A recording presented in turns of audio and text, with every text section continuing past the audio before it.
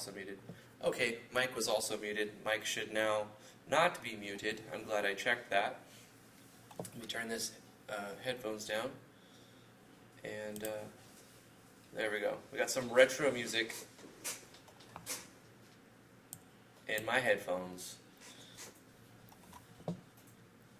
And we should be live. Skepsis D, how are you doing? Good afternoon back at you. Doc Weeze, what's up? Yo, my dude. Royal, Crown, Code.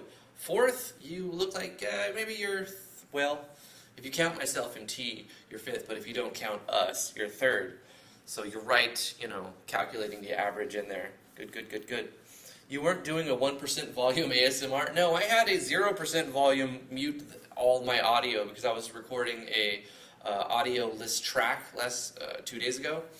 I put out a video of like making a tile set in A-Sprite and then quickly putting that into GMS2 as a tile set, like, and I did all that in like 5 minutes, and then I made a video where I just put like because I fast forwarded the whole process, you couldn't use my sound anyway, so it's like a 1.5 minute video of a 5 minute video that I got like scrunched down.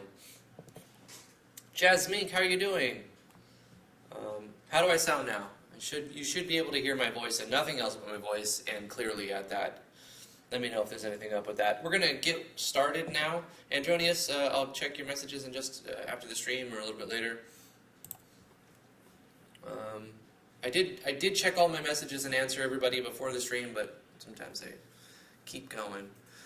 Today, okay, wait. When we last left off on Friday, we were making a platformer, and I was using physics. But today, over the weekend, I've decided that physics is going to be too much of a headache to get just right. So I went back to the drawing board and put in a tile-based collision, but I'm using the pixel without physics.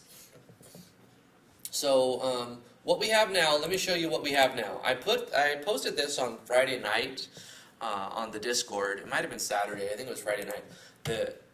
So I have a sprite that is like, it works with collisions now, and you can see the red box where I've set up the collisions, and it has no weird zoom off the map bugs that I fixed. So we have a working tile set collision, and if I press W or spacebar, my character will jump, and he kind of like, looks like he's constantly having a seizure. I don't understand really why it's doing that. It's I don't know, I'm still using a power of 2 for the collision detection, but because we're using a tile set, collision, it's very optimized, and I can have as many of these collision boxes as I want, and it doesn't impact the performance at all. On the last episode of Dragon Ball Z, physics. Will Piccolo learn how to fall? Does gravity even affect Goku? Find out next time. But yeah, this is where we're at. I'll show you the code real quick. I know a lot of people don't really want to stare at spaghetti monsters, so it's not that complicated, but it does have some complicated things in it. I didn't create the code. It's taken from tutorials I've seen online, which I recommend everybody do. Go online, find the mechanics you're trying to make, put that in your game, change it to make it fit for your situation. And everybody really does that. If they've made anything and put out anything, they've taken code from the help file and taken code from videos and from tutorials and manipulated it to do what they wanted to do. And there's nothing wrong with that. And I recommend you do something like that. The same thing is like why I put out my tutorials, for you to take code and put it in your game and change it so that it works for your situation. And I've done the same thing with this, so let's look at the code. We have a object player now. So I've kept the green vest man and the physics man, and instead of like overwriting or deleting their code, I'm just keeping things in here until the final pass where I go through and delete things for optimization if needed. But otherwise, here's what we have for the object player. It's a 16 by 24 sprite, the same sprite we've been using. We can create another sprite today. It's got a create phase and a stepping phase event. I don't know why I keep saying phases. They're events. It's just when the things happen. And so when this object is created, it will run all of the stuff in here one time, and then every frame of the game, 60 times every second, it's going to run through all of this code. So on the create, we're declaring some variables: move speed, jump, impulse, grab, v speed. We're making a temporary variable for the layer collision layer. So I created a new layer. You don't see it here because this is the title screen, but on the start screen you can see I've created a few more layers. So I have a top and bottom floor, and then I also have, wait, what is this tile doing? Oh, this is the collision tiles, right? No, that's not. Collision is here. Tiles 1, it must be a new tiles that I don't really have anything there, so I don't think I could use this to decorate, so I was going to decorate with this. Instances should go on the tiles though, so that'll be on the top. Collision doesn't really matter, I think, but in order to be able to see it, you want it above all your other tile sets so you can see it pop out. Once we've got the everything marked properly, like we've set up our map and we've got our collisions in there, I'm going to use my middle mouse to move this around and control the middle mouse to zoom these in and out. To get a better view at it. We can click on this and then the player won't see any ugly boxes, so I'll illustrate that right now. It kind of looks like I have a background, so I do have the ability to make a foreground and a background and as many layers as I want, so I might do something like that. So what I'll do is rename these floor 1, floor 2 and call this the background. So what I'm going to do is change my collision boxes by erasing. So I'm going to go over to tiles and select this one, which will erase all of this. So now we have just a big empty room. And I'm going to create this one, or use this one, and I'm going to call it foreground tiles. Foreground tiles. And then floor 2, which is this one, I'm going to call this one background tiles. Using F2 to quickly rename, background tiles. And then this right here can be on top of that, deco tiles. I might change it later, but we'll just kind of go with that simple convention. And I could remove the vision of all of these so that I can further edit each tile set layer individually. And what I would like to do is just erase. But I'm going to use the library to erase so that it draws it properly, like so. Mostly properly. There we go. And then I will re-enable this one as the background, and I just simply select, oops, I was still on the same one. Let me delete this.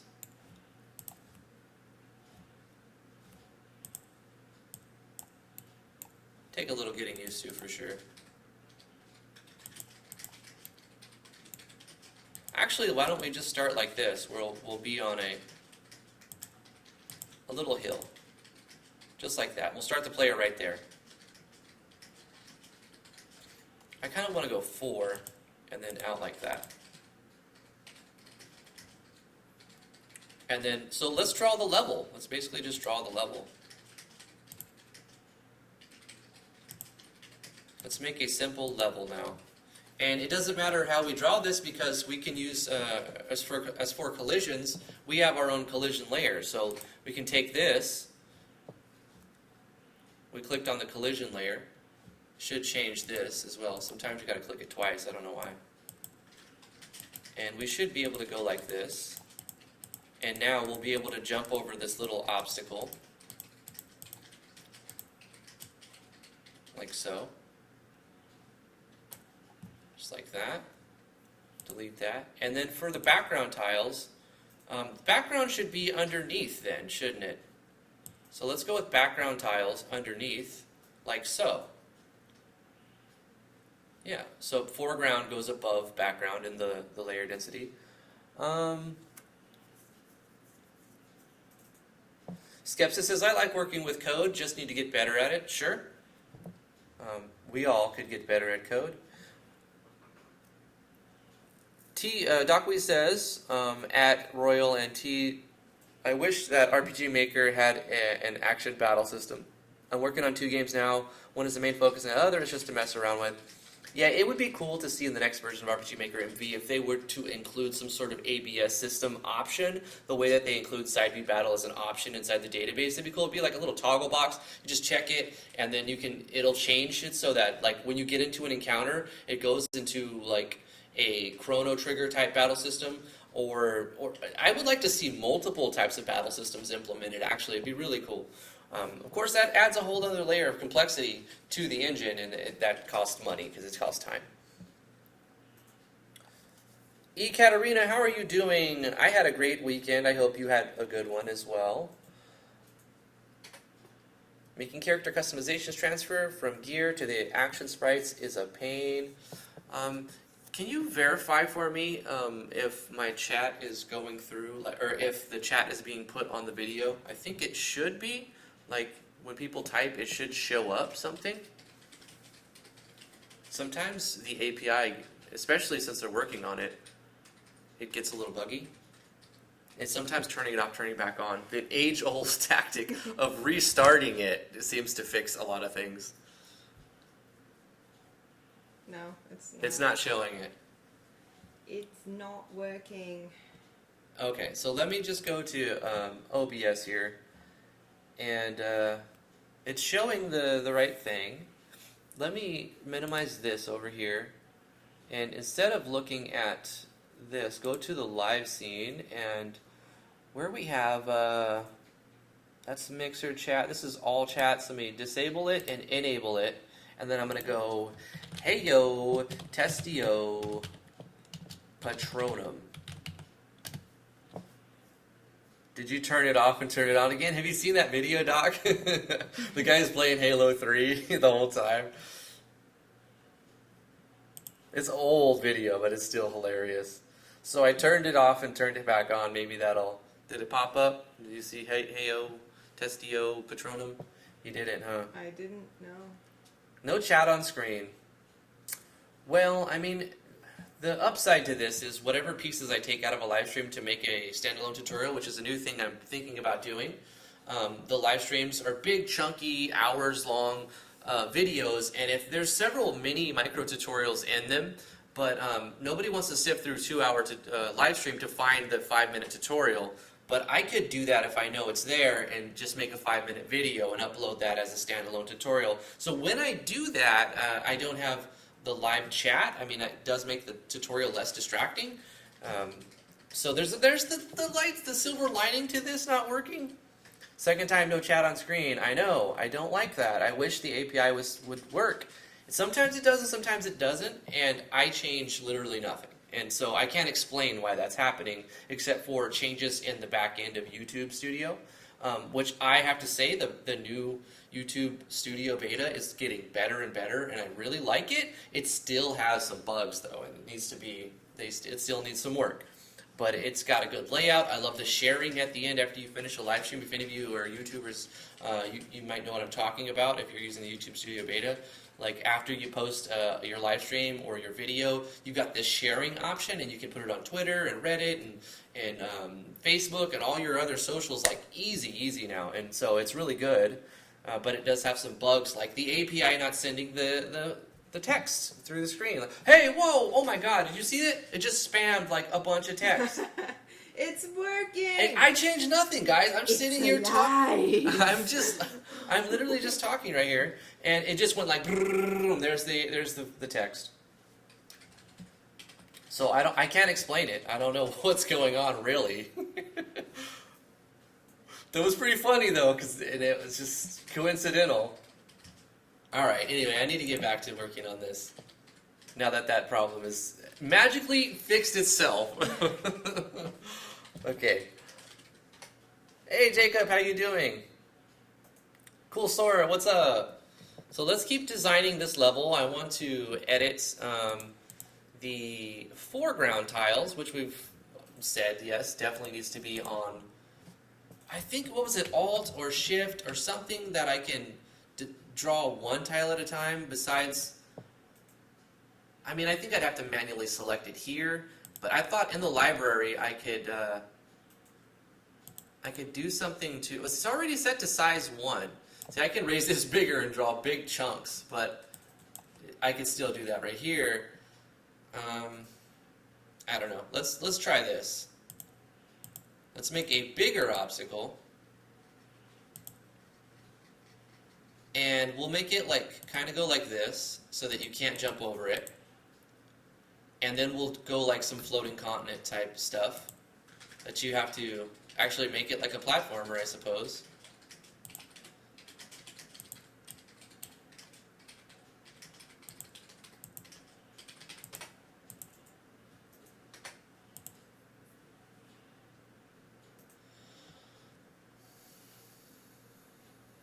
To the top of the screen, but then you'll be able to jump off the screen.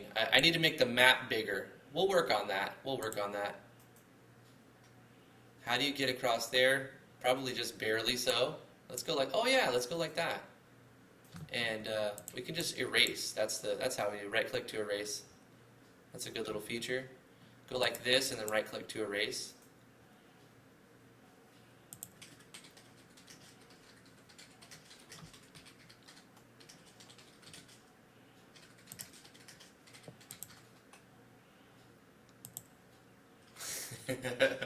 Okay. And then like if we make like a bonus star or something, we can make the player go over here, but I don't want them to be able to jump over the collision. This is a test map. Player would need to go through here, get up to here, and then the bonus star would be over here. Like so.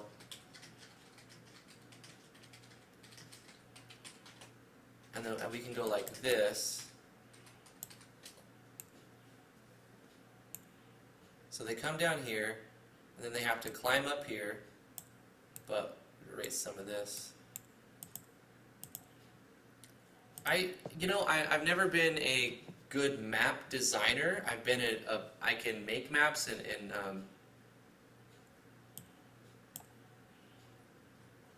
I understand like a few things to get it done.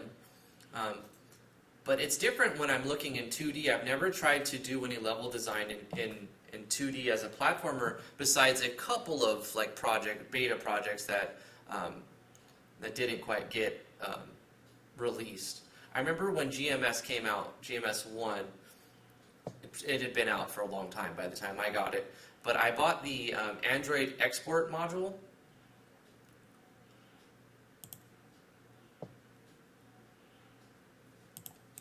Sorry, I'm trying to get this map.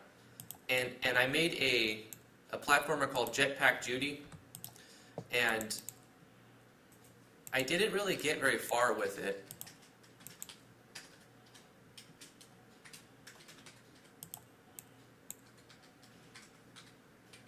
This is going to be a collision box. I got to keep that in mind. But I did do some level design on that. Sorry for fragmented sentences there. Trying to figure out what's the goal of this, to probably get to a door right here or something. So that you'll start here and you have to get here, and there's a bonus item up here or something. So that's the general idea. Let's put our player on the map instead. Let's go to the instance layer and put the player on the map where we want him to be, so we can have a graphical representation of the character instead of using the room's instance creation code. So I'm going to go into the background. And right here on the background, is it the background? Where is it at? I just kind of forgot how to get to the instance creation code. Instance creation order, right? Because this is what objects are being drawn in what order. Properties? Yeah, properties. So here's the creation code. When you start in this room and the room is like rendered, this is going to run. So if we're in the start room and there's no player, make the player. But what I'm going to do now is just kind of comment all of this out for now. So I'm going to just go like slash and a star, and then everything after that is commented out. But you always want to close that off. You don't want to just leave it empty like that. It was a good practice. So now the code, we won't have two players in the room, although that's an interesting idea. So right now we're making this basic platformer, but we also have to have some sort of gimmick or what makes this game stand out. So I'm thinking of a couple ideas. Here's one of them. I spoke to T about this a couple days ago. So as you're moving along in the platformer, you have to click things with the mouse, and things run on a time trial. So the object is to get through the stage as fast as possible, while at the same time clicking a lot of things. So not only are you, we didn't draw collisions, so we're going to have some problems here. Let's go to the collision layer and get the collisions set up properly. So I have to select collision layer, and then I have to go to room editor and select over here on brushes or tiles. So I can essentially get rid of these right here, because you shouldn't be able to get underneath that. I think as a general good practice though, maybe you just put a collision layer at the bottom, because if you're doing objects, I can see why you'd want to get rid of the bottom one, because you have less objects being drawn. However, because we're using collision through a tile set, it's not impacting the performance at all. So the entire map could be collisions. I mean, that wouldn't be make for a fun game. You'd just be stuck. But it wouldn't run any different as if it was just a map drawn with other tiles. So we'll outline the entire thing. The entire what am I talking about? I'm going to put collisions where they should be, basically. Instead of filling it in, even though we could, I think it doesn't look as good. So I think I'll just do the outline. We'll just do like a border around it. So is the chat still working, or did it break, like in the chat? I can't see as well while I'm working. I can see the chat, but I can't see if it's like it's still working. It's working. Hey, YouTube is getting better, guys. You know, it's been a rough road. It's been a rough road, but I think YouTube is going to be around for a while. I don't think it's going anywhere.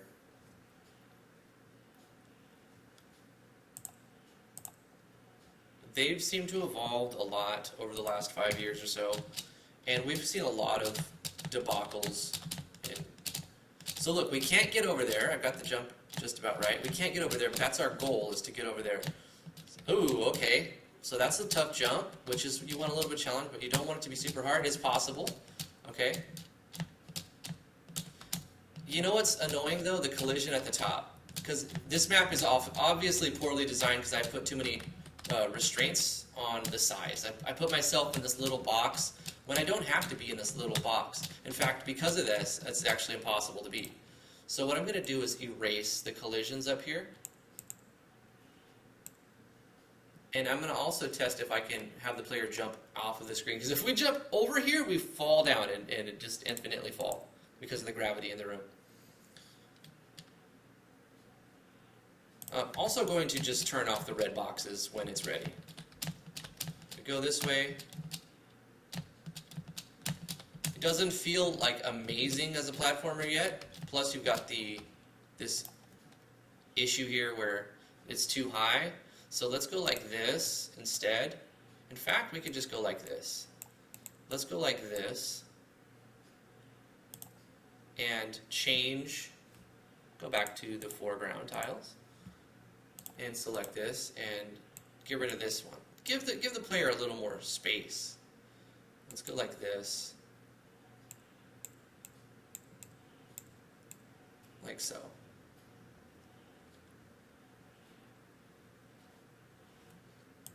Switch to our collision.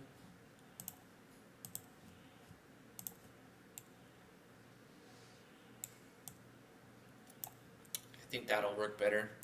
You guys listening to anything cool today? What's the songs of the day? I've got a playlist of about 2,000 video game songs playing in my headphones. Of course, I've muted it so I don't get claimed. I think that's just the best approach. So cool. I'll have like a bonus item you get here, and then the player would fall down like this, go this way, jump up. I like that we're not getting stuck anywhere, and then boom, they beat the level. That's like the basic level, and you could go backwards, but this would be the cutoff. Maybe make a one-way type of thing that lets you go through it one direction but not the other direction. That would be interesting. I have to redesign the collision, or make an amendment to the collision to do that, and I don't know. Maybe make an object that lets you go through, or you know, it'd be better a teleportation, just to transfer the player. Let's do a simple teleportation. Let's do a transfer event inside GameMaker. How do we do that? Our collision is set up well enough that I don't need to show this anymore. So, hey, I'm listening to some Sanic, guys. Perfect. Now we just need to make this whole process go faster.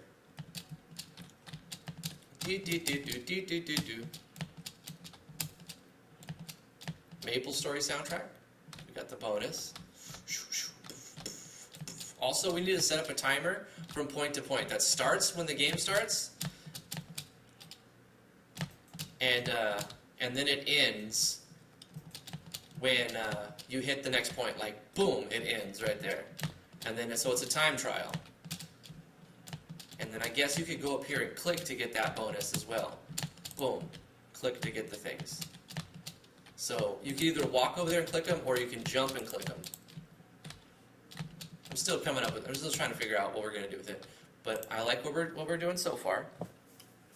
I'm still using programmer art, but I like this tile setter application that I've downloaded. It was on Steam for like $13, and I was like, I don't know, it's a little expensive, it's a little tiny thing, but it actually gives me a lot of ability to make tons of stages, because I'm using a simple platformer that with these tiles, and not all my stages have to look the same. In fact, it's so easy to make a tile set with Tile Setter and Aseprite that I can make every stage look different. Kind of.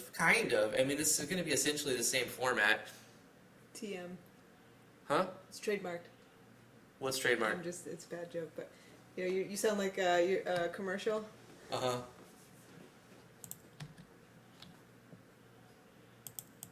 You should be getting paid for that ad. I still don't get it. What are you talking about? Nothing.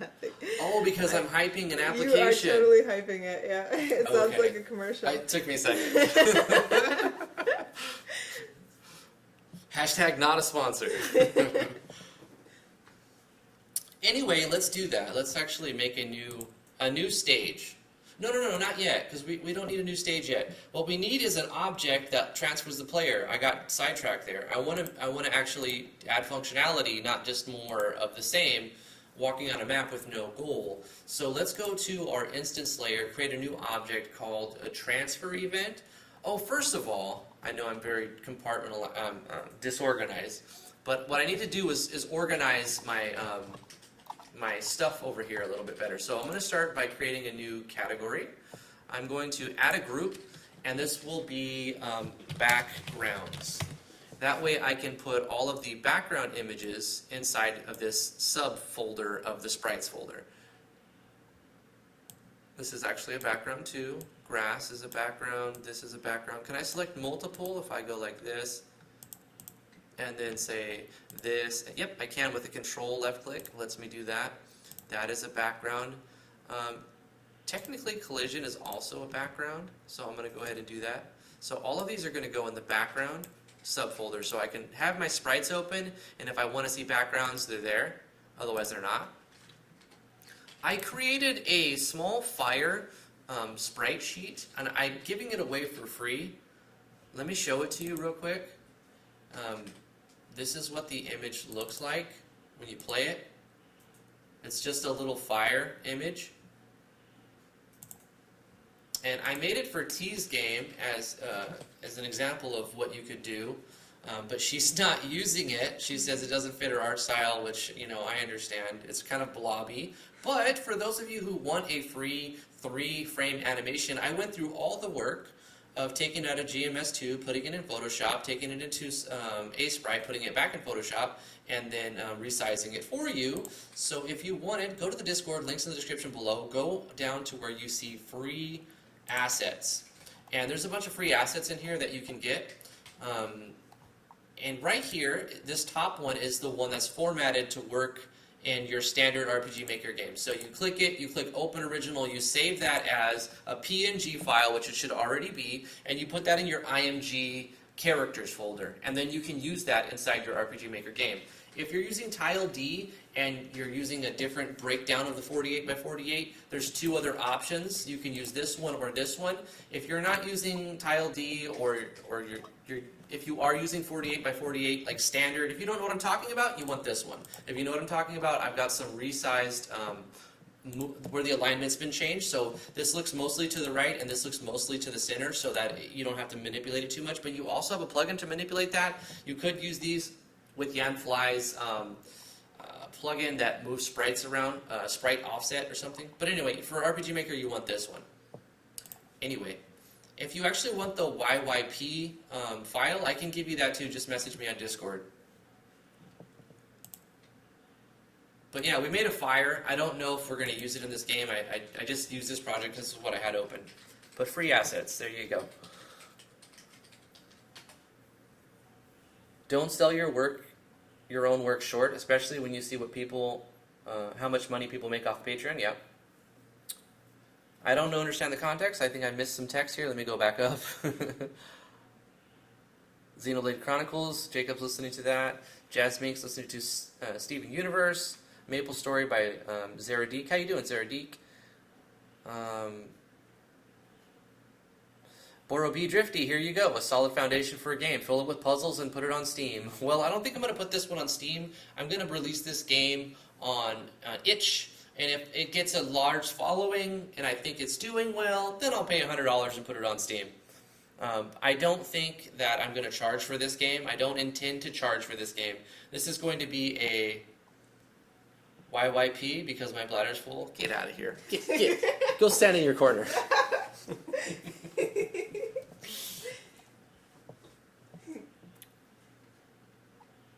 Wait, Drifty, don't we keeping it family friendly? What are we talking about? One of those games made $50,000 a month on Patreon? Dang. You're incredibly cute, though, even if you don't know how to draw. Hey. Katarina, I'm a married man. You're not my man now. I'm a happily married man. Thank you, though. I appreciate it. Bordeaux B, I'm questioning my life choices. After you see somebody make 50 grand a month on Patreon, yeah. Ugh, how do I do that? Yeah. Draw hentai, probably. Yeah. Anyway. Listening to Zelda music, you can't go wrong there. Okay, let's do the object. I keep getting distracted. We're organizing our stuff over here. I think that's good. For our objects, we definitely want to organize these as well.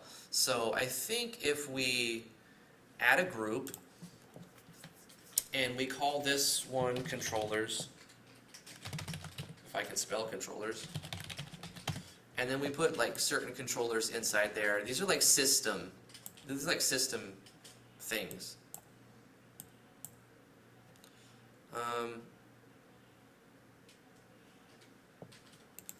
I'm going to add another group. Add a group, and I'm going to call this defunct. These are objects that I've made and no longer use, but may use in the future, like Solid 16. This is when I made a collision object instead of a tile set collision. It's less resource efficient, so I decided to not use it. Fizzman was for fun. I want to keep him around for fun, but same thing with Green Vest Man. These are objects that are no longer used, so I'm just going to hide them away in a category.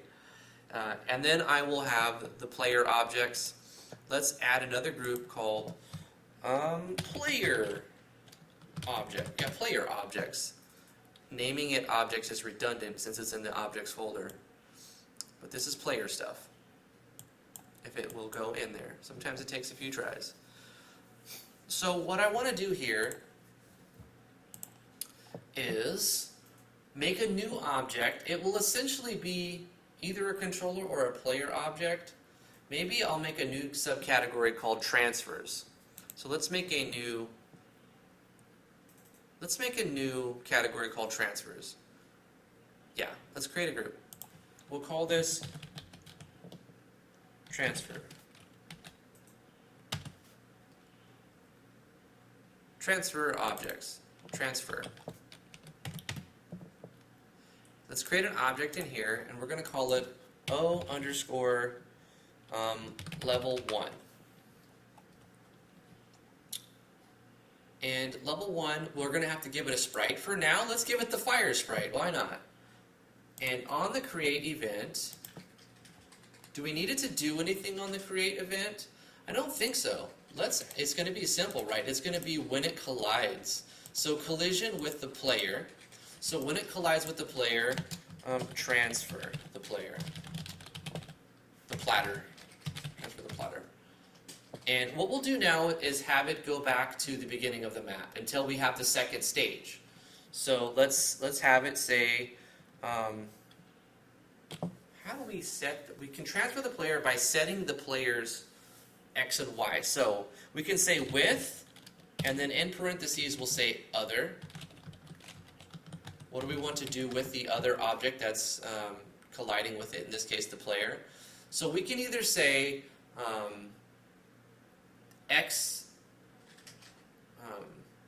O underscore player dot X, blah, blah, blah, O underscore player dot Y, but otherwise we can say with other, and then we can just say X. Now when we're referring to X, usually we're referring to the X and Y location of the object we're typing in. However, when we say with other, we're referring to the X and Y location of the thing that's colliding with it, as far as I understand. So I can just say X equals, and then put in the value, the pixel value of where I want the player to be. So I'd say X equals wherever it's supposed to be, Y equals wherever it's supposed to be. Those are obviously not where they're supposed to be. However, that's going to be my placeholder for now, so it doesn't crash. It'll at least put them at 1, 1. What we can do is just look at the X and Y location. If you look right here, you're going to look at the X and Y location of where the mouse is currently pointing. So in this room is what's the resolution? We're looking at 640 by 360. And if it's grayed out, that means you're off the map, and if it's white text, then you're still on the map. So X and Y are 0, 0 right here. So 1, 1 would put me like all the way at the top. We actually want to put the player back over here. So let's put them at, not in the wall, because this is also a collision. So let's put the player right here. 27, 269. Oh, actually, the center will be there. So we don't want to put them in the floor either. So let's bring them up a little bit. We'll say right at this point, 3256. So that's going to be our X and our Y.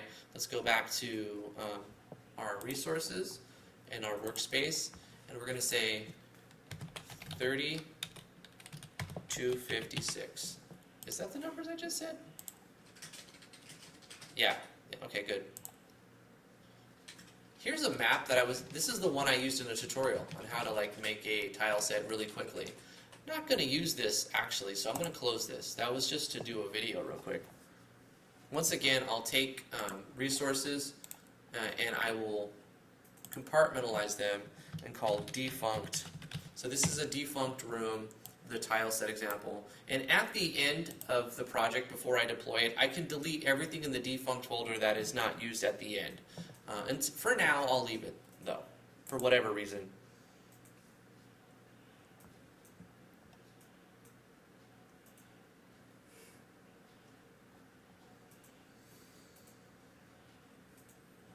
You're a cute game-making kitten. I like that. That's nice. Numbers so high compared to MV. What numbers are we talking about? The X and Y? Oh yeah, because we're talking about pixels on a screen, not squares, not places. 0, 0 would be an entire square of 48 by 48 pixels. So if you think about it, MV's maps can be quite much bigger, because if you divide all this by 48, then you're looking at like 0 or 1, depending on which way you round, by like 10 or something. Anyway, we've got the transfer event created, but now we need to put it on the map. So I'm going to put this right here. Oh, another thing we have to do is it's not going to animate unless we tell it to, I believe. Does it animate by default? Let's see if it animates by default. Because otherwise I'm just going to tell it to animate. We could even change the color of it. Of course I have to get over there. Hey, I got to watch that because, yeah, it animates by default. Let's test it. So I found a way to cheat. And it transfers you. Look at that. It worked perfect. We got our transfer event set up.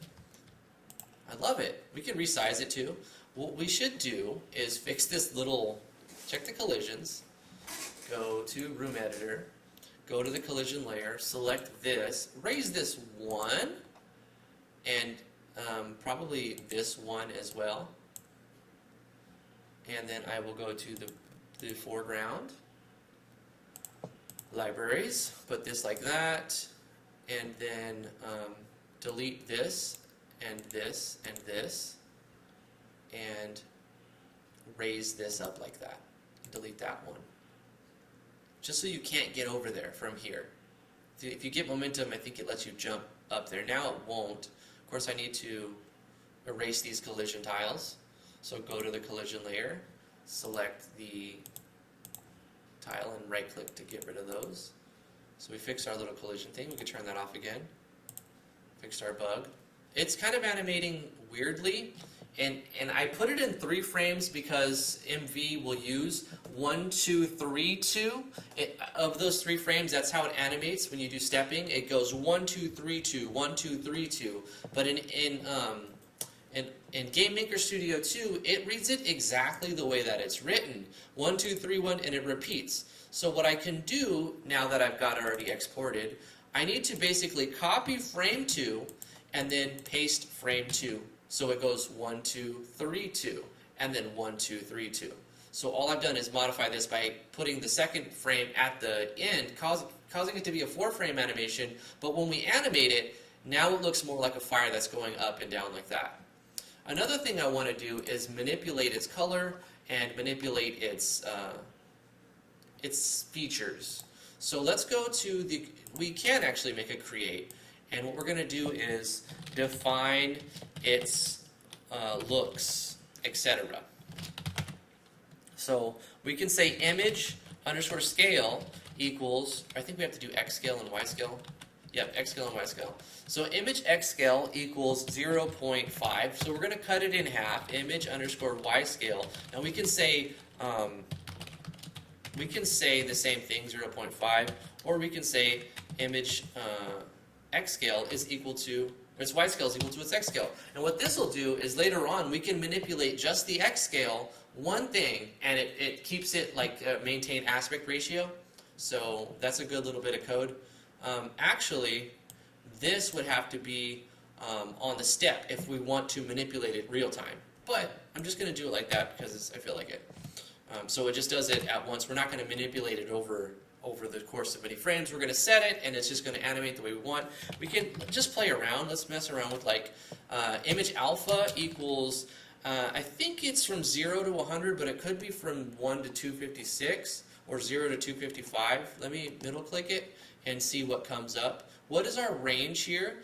Oh no, it's from 1. So 1 is completely visible and 0 is completely invisible. So 1 is completely opaque. So if I did this, it's the same thing as not doing anything.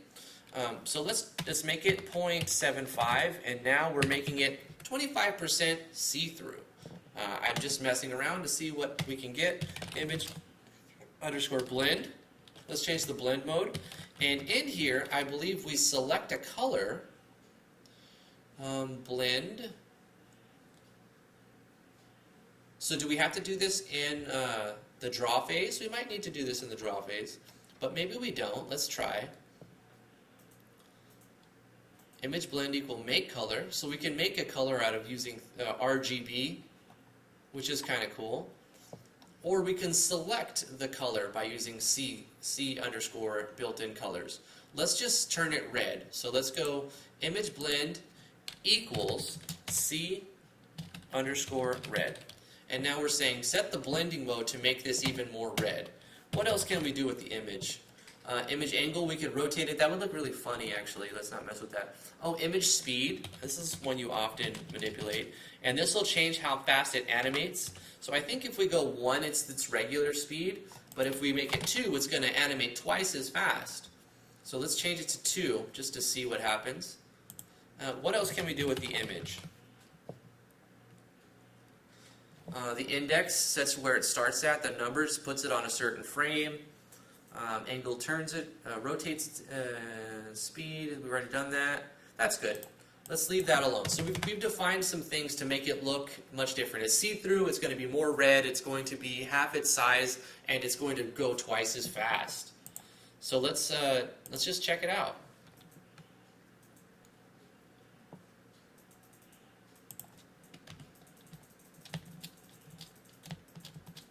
So now we can't quite get over, oh no we can still do it. What I can do, what about if I go like this? Nope.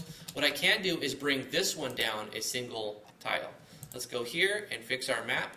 This is the map design stage. Okay, so we'll delete this one and go like this and just bring this down lower.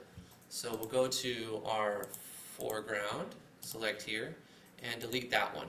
So now we can't make it from there, most likely, and this one will hit our head and bounce down. So let's turn off the collision and try it again. Or turn off the visibility of the collision.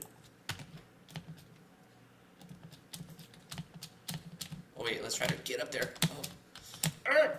Can we get up there? Nope, we are one tile away from reaching the shortcut, which is exactly what we can't jump up there, and we can't use this to hop up there, and this, maybe we can if we get a running start. Let's see.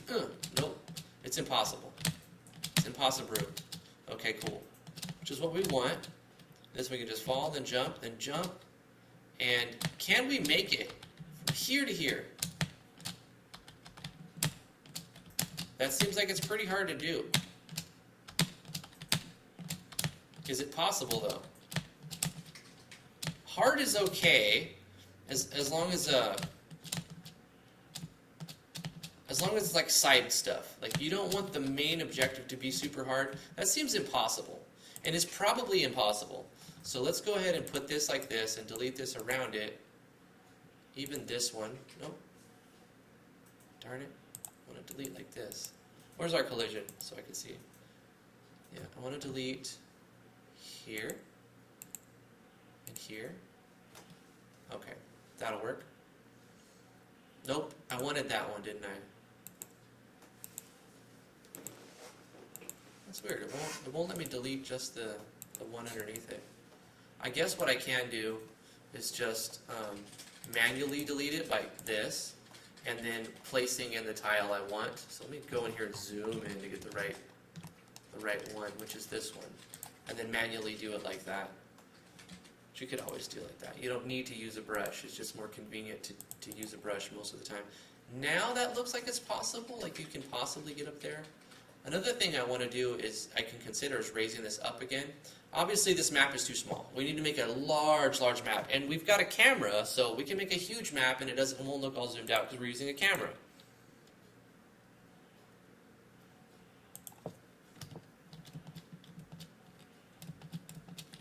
I need to turn off the collision looks.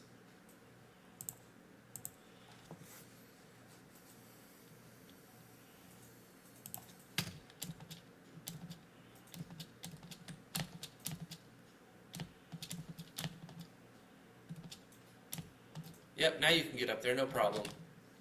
Go down here. Check out our transfer event. So, why did it raise it up off of the ground? I think that's because of where we put our anchor point. If we change our anchor point, it'll change where it draws. So let's not move this at all here. Instead, let's change the image itself. Also, I don't like blend mode red because it makes the entire thing one color. So let's just get rid of blend mode. And go to the small fire, and let's look where our, what is it called? Origin? We're going to change it to top left. Yeah, our origin. So our origin was set to middle center. So when we made it half of its size, it shrunk up into the sky because it was in the middle. But now, I think what it'll do is raise it to the, actually it'll raise it higher, but to the left. So what we can do is just bring it down halfway. Alternatively, we can change the size of this itself. I don't really need to change its size. I was more or less playing around with it and looking at the functionality to make sure I'm doing it correctly if I wanted to do that. So once again, I'm going to just go like this and put this to 1. This is useless code now because it defaults to 1, but that's fine. It probably moved it around on the map too. Yeah, see, it moved it because now we went from middle point here to. Why doesn't it let me? Is it because I have this open? Oh, it's because that's the collision layer. what I need to do is go to instances. There we go. Turn off collisions. And now we're set up correctly. Is that baby? Yep. Baby woke up.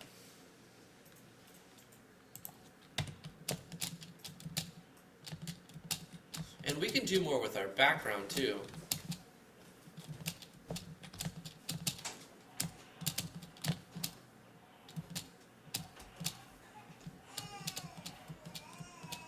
So we've still got the animation going twice as fast, which is really fast. But we're going to redraw something. So instead of a fire, we'll draw something like a portal that's animating slower with more frames. I think that makes more sense. So let's make a new animation. We'll keep the same code for this, but what we'll do is change the sprite to something different. So I can get rid of the image speed, the alpha. We don't need to mess with any of these things. So we can kind of delete the whole create event. It was fun to mess with. And we'll change the sprite. So let's create a new sprite. We'll call it sprite underscore portal because we're going to use it for transfer events. So why not make it a portal? And we're using 16 by 16 as a tile size. And the character is 16 by 24. So I think it would work to make the portal the same size as the player. So let's check maintain aspect ratio off. That way we don't have to do 24 by 24 or 16 by 16. We can decide to say 16 and then 24. So we've got 16 wide by 24 high, and we'll go ahead and apply that. Now it's a much smaller sprite. That's fine. We can use our middle button to move up and down, and set this to. I'll keep it on top left actually, because it's not going to change the collision box or anything. However, we need to create this. So what I'm going to do is a control. Oh, we just click right here. Let's add some frames. How many frames do we want? The more frames we have, the more detailed of an animation it is. But also, if there's too many, it looks like it's not always good to have more because you got to add all those frames in. Let's start with 8. 1, 2, 3, 4, 5, 6, 7, 8. And let's do. I'm going to animate this like. Where's the button? Here we go. Speed. Let's change the speed of this to 5. So that it animates slower. Actually, let's change it to 2. Now it's going to cycle through this, and of course it's all blank so you don't see anything. But what's the significance of this? It's going to let us animate without having to like completely draw 8 frames individually. We're going to draw one animation at the same time. What am I talking about? Well, let's pick some colors. Blue is usually a good idea for. We're going to do the background first, like a dark blue. Let's go darker. Is there any darker? That's fine. I could make it darker. That's fine. What about this circle? Now let's go with this one. Nope. Let's go with this. Okay, from the start, we're going to go like this. And then I'm going to do the same thing like this.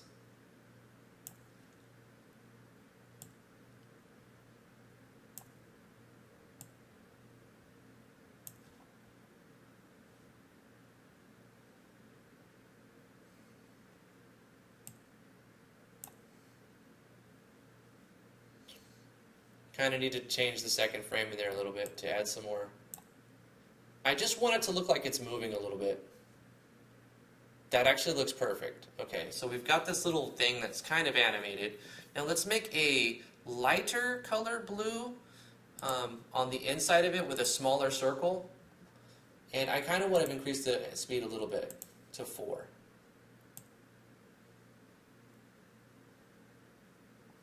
Now this is going to give the illusion that there's something spinning in here. This is a terrible animation. However, it's going to illustrate the point, and it might just work for what we needed to do.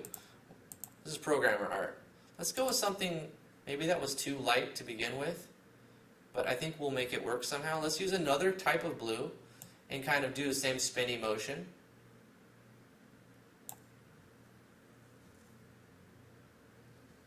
It's kind of like this blobby spinning thing. Let's reduce the size here and do another blue. And do another, like, maybe faster spinning around the outside thing. Not too much, otherwise it deletes the other colors, right?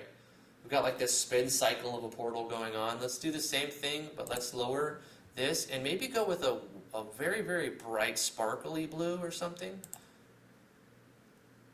Yeah, let's do this like teal color. And this is just going to kind of like boom, boom, big time all around. This is like our sparkles. Now when we zoom in a lot, it doesn't look that great. But I think if we get the right speed and we zoom out, it'll look like a cool little portal. Maybe. Let's go to 1 pixel and do, not completely white, but let's go to the white thing and go a little bit, the white color, and move it over to the blue a little bit, and then make it like a blue sparkle. It's kind of purpley, but I kind of like that. So then this is just going to zoom by like, boom, super fast. Just big circles of super fastness.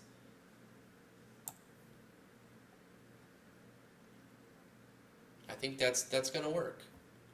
So it's really just kind of like blobby pixel art, but we've got 8 frames of it, and it looks like it's kind of the circular portal. It's definitely not the greatest portal I've ever created, or the greatest portal I've ever seen, but it'll work. So this is our programmer portal art, and we're going to use it. Let's take a look at what it looks like. Let's go to our level 1. Actually, I'm going to call it object_portal 1_2. So this is going to be the portal that goes from level 1 to 2. Portal 1, 2. And it'll be 2, 3, 3, 4, 4, 5. And it'll be the portal that connects your stages together. Let's change the sprite to the portal one. And it's a much smaller piece of art. So let's go over here and put it right here. And it's about the same size as the player, which makes sense. And let's take a look at it in game. And if we don't like it, let's do some stuff to manipulate it. Maybe we'll add a create event and make it a little bit better.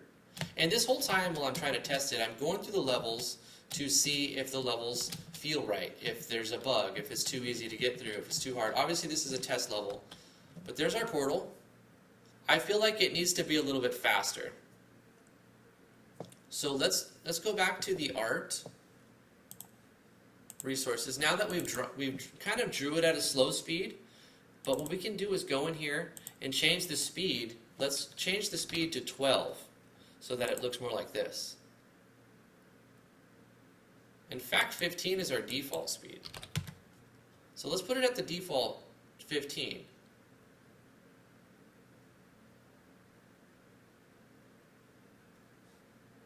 And we'll take a look at it now.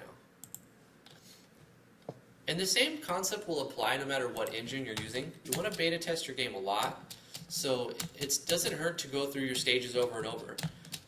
You'll get better at them, one, but you'll also figure out what sucks about them and what works about them. And that kind of feels a little bit closer to what I want. So hey, we've got this very rudimentary spinning portal thing, and it makes sense what it is. If you see it, you think like, well, it's probably what I'm supposed to do. It's animated. There's nothing else animated on here. Of course, we'll change that, but I think it's good enough for now as a programmer art. Boom. And that would take us to the second stage, which we don't have yet, so it's putting us at the beginning of the first stage again. Cool. That thing is done. What else can we put on the map? We still need to do something like, we need a gimmick, right? There needs to be something that's not just a crappy platformer. There's plenty of crappy platformers. This is going to be a crappy platformer with a gimmick so that it has something that sticks out. I think what we need to do is some kind of new functionality. Instead of just like you use your left hand to move up and move left and right and jump with W or spacebar, your right hand can be doing something too. So maybe with your right hand, besides jumping, I'm doing that with my left hand, but maybe we can make it so that you can do that with the right hand too. Like right click will also jump if you want to jump that way. But maybe we do left click is what you do to click things. Okay, I've got so many ideas. I need to draw a new level. I want to add new objects. I also want to throw in particle effects, but one thing at a time. let's go with this clicking idea. All right, let's come up with the gimmick of our game. This is going to be a time trial, so we also need to make a timer, which isn't going to be that hard. We'll have to store some data too, so we'll have to make some sort of save load, at least like leaderboard thing, which I'm sure can be easily changed and hacked. But it's, why would you, who cares, right? Why would you hack your own leaderboard? A million thoughts a minute. That's great. I am very inspired to work on this project, which is what I was hoping would happen, and I think it's coming together. So the next thing, let's work on our gimmick. Let's make an object that we can click. So let's make a piece of art, a new sprite, that's going to be clickable. So we'll call it S underscore clicky1, clicky01. So we'll have lots of clickies. And the clickies can be whatever size we want. Let's make them nice and big. Actually, 64 by 64 might be too big. Let's do 32 by 32. And we want to animate them too. So let's go ahead and add some frames. 1, 2, 3, 4, 5, 6. Let's go with 8 frames. That seems to be a thing that's working for us. Hold up, I don't want to neglect you guys' cool chats. Hey, Roger Listicman. I don't know, what'd you miss? We are working on a platformer and we're getting progress. Here's an idea that popped in my head, says Sparrow, for an RPG. One set in ancient Rome. Imagine how big the map would be if it spanned the entire empire at its height. Yikes.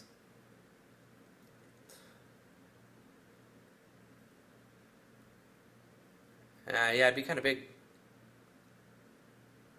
Our next map is going to be a lot bigger than this one, for sure. This is like a test, really.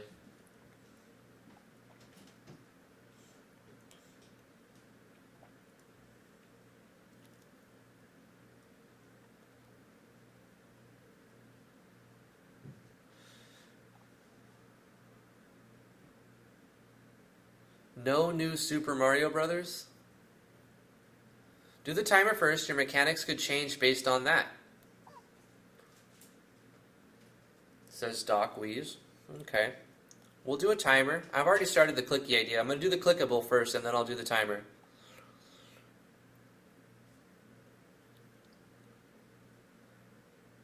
Driftwood and a fool, Tony Stark and Vince things. I'm just thinking of gimmicks and throwing them together and to see if it's possible to do. It's like, I want to make a game where you're doing multiple things at the same time, and like not things that people have to learn, like new skills. These are skills that gamers have developed over like the course of gaming, like Tetris. Like imagine playing Tetris while you're also playing Mario Brothers at the same time, right? Like, but I'm doing something more simple. I'm doing like an Osu, right? You have to click things in the right order, the right speeds or whatever. But imagine Osu in Super Mario Brothers. But a very cheap, crappy version of it, right? That's our gimmick. We're going to be trying to beat our time while clicking all the things. And maybe we have a thing that spawns clickable items randomly over the course of a certain amount of time. Of course, then you also have to worry about, like, well, if you're timing it, you won't be on the screen to get the clickables, so you will lose points. What's the better strategy? I kind of want to set them where they're supposed to be so that I can handcraft every stage. Super Driftio Brothers. I'm going to call it Drift World Clicker. But then again, you're going to hear clicker and associate it with a clicker game. And it's not necessarily a clicker game. That's when you just click a lot. So I don't want to use clicker in the title. But I need to somehow associate what you're doing with the name of the game. It's a missed opportunity if you don't, really, in these type of gimmicky things. You can click the terrain to change its position to platform off of it. Wait, hold on. What are we on to? Dockwee says, click the terrain to change its position to platform off of it. You know what the problem with that is? The terrain is built in a tileset layer, and the collision is built in a tileset layer. So I'm not sure if I'm a good enough programmer to code tileset changes based on mouse inputs. Like, that feels like it's a lot of code. If it was objects, you can just do like move object or something like that. Possible to live SRPG Studio, to live SRPG Studio tutorial? Not right now. I mean, I haven't used SRPG Studio in a long time since I was making tutorials. I made like a base level, like here's a few things you need to know to do anything, like tutorial series or like a dozen tutorials, and then I kind of stopped using it. Like, to be honest, I'm not that impressed with the engine. It's very convoluted and things are backwards. They're designed backwards. It's a cool engine, and if you like Fire Emblem a lot, if that's like your main game, then you'll love the engine if you're also a game developer. But even if you do like those games, it's not going to be easy to learn. It's possible to use, and I've seen a couple games made with it, but really it's kind of lackluster, and to be honest, I regret spending $60 on it, which is a shame to say, because I wanted to love it.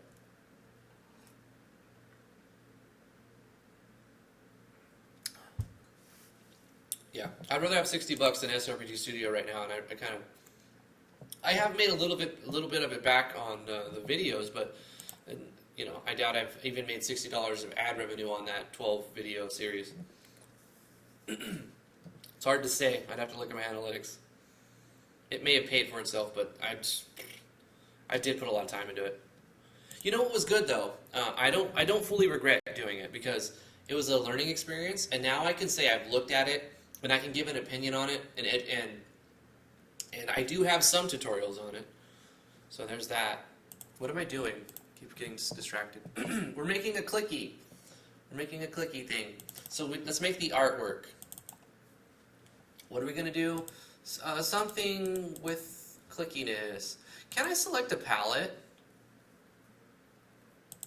Can I just make a new palette?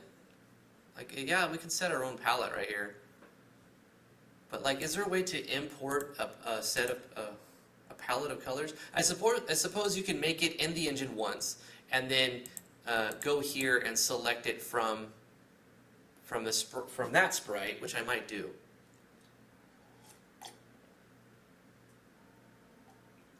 You know, like if you're gonna make all of your art with a certain limit of colors, you could do that. You could just make one frame, and then pick like all of these colors that you want, 10 colors, make a line of each color.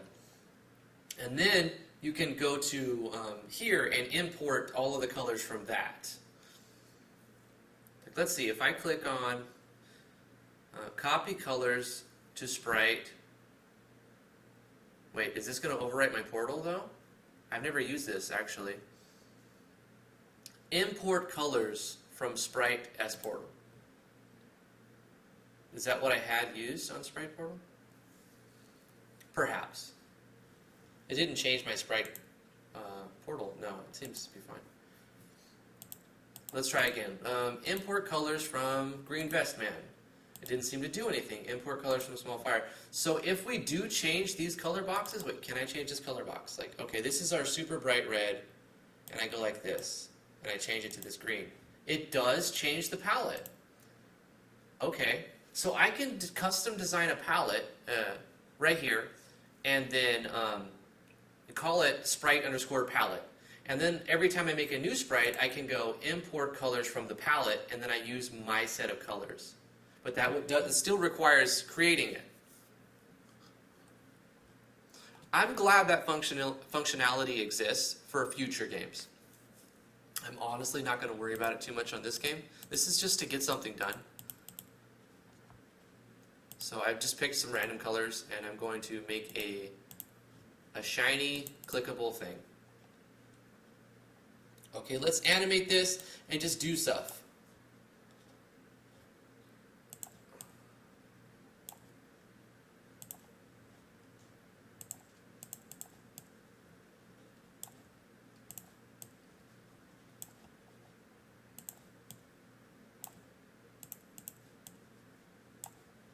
Pretty awful, actually. It's like, what even is it?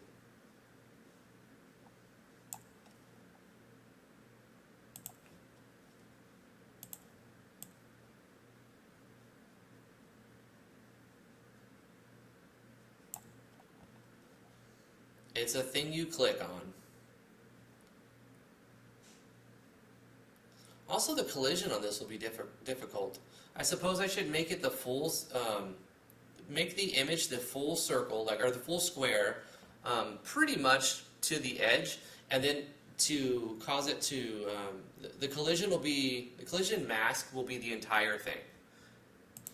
That'll let you click around the edges of it where it doesn't even kind of animate, and it'll still let you like count it as a valid click, because this is going to give adding benefit of the doubt to the player.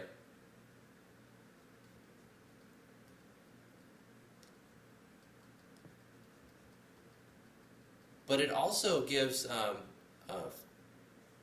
a slight bonus of, what is it called?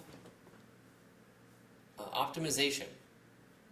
Because it's harder to render animations hitboxes if you're doing like pixel perfect or even like using shapes. If you let the whole image become the hitbox, then it becomes very, very optimized. Okay, so we've got a very crappy clicky box thingy. I'm gonna have to work on what I'm gonna do.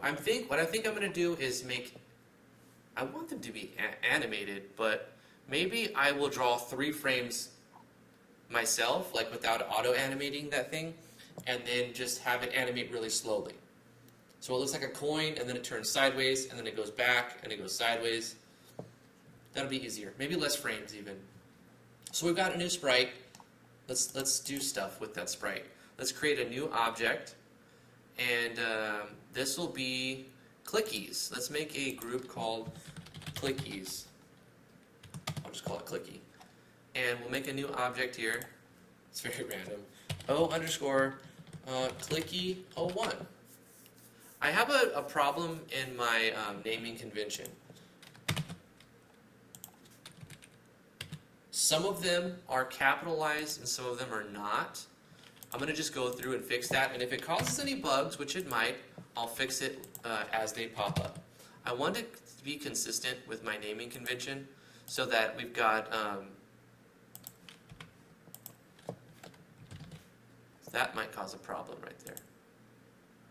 Putting a capital C on this collision tile set might mess something up. Same thing right here. I'm going to have to reference that in the code real quick, but I want to fix it. It shouldn't be too hard. So let me look into an object very quickly, the player object, where I'm referencing, wherever I'm referencing that, if anywhere in here.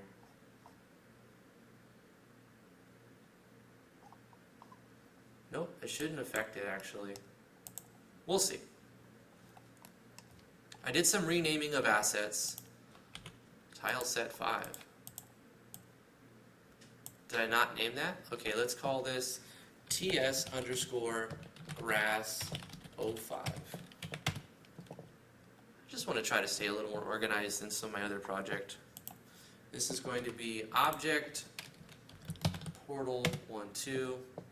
There, now everything seems to be set up correctly. That way when I'm just trying to figure out what I call something, I don't have to worry about what was capital, what was lowercase. If everything starts capital, then I know what's going on. Another cool thing is Control-T. You can always just look right here to see what's messed up or if you capitalize it or not, and reference anything you want inside here. So for example, I want to look at our Clicky01 object. Boom, there it is. Saves a ton of time when you're looking through like subfolders and folders and trying to find what you're doing. You can just press Control-T and find what you're looking for. So here's our Clicky one. Let's give it the Clicky sprite. And what do we want this to happen? We want for it to do something when we click it. And it's obviously going to disappear. So let's make a collision maybe. Maybe we do the entire thing in this step. We could also collision with other, maybe we do is it asynchronous? Nope. Mouse.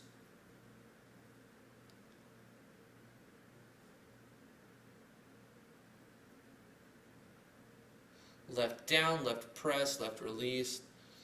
I think left released makes the most sense.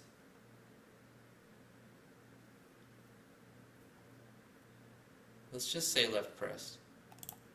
Which I believe left press means you're highlighting it, you press down on it, and you release on it. That counts as a full click. No, wait. Left down means both. Left pressed means just clicked it. Hold up. Let me get this right. Mouse. So pressed is clicked on it, released is let go of the mouse, but left down means you've clicked on it and released. You've pressed down and up. I believe so. So when we have our mouse on this object and we click on it and release, it's going to run what's in here, I think. Clicked and released on it. We want it to do what? Obviously it's going to kill itself, right? It's going to disappear. Destroy self. Does that not? Is that, wait, what?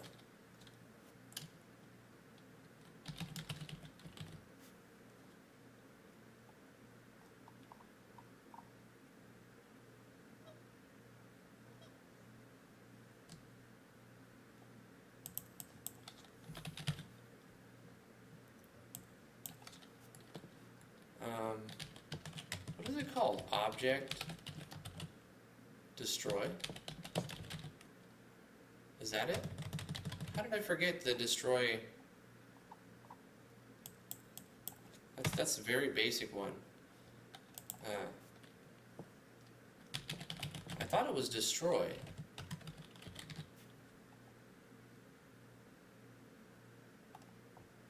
Like destroy self.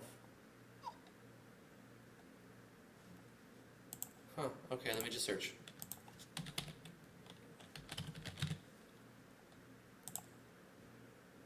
Destroy instance. Instance underscore destroy. Wait, I don't see that here, but it's probably in here. That's what it is.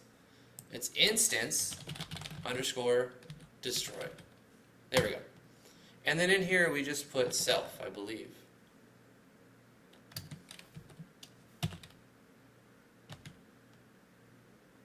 Actually, we don't need to put anything, do we? Instance destroy will just automatically destroy itself because it's on its own. I'm going to leave it like that and see if it crashes. If it does, just remove self and it should work fine. But it is built in.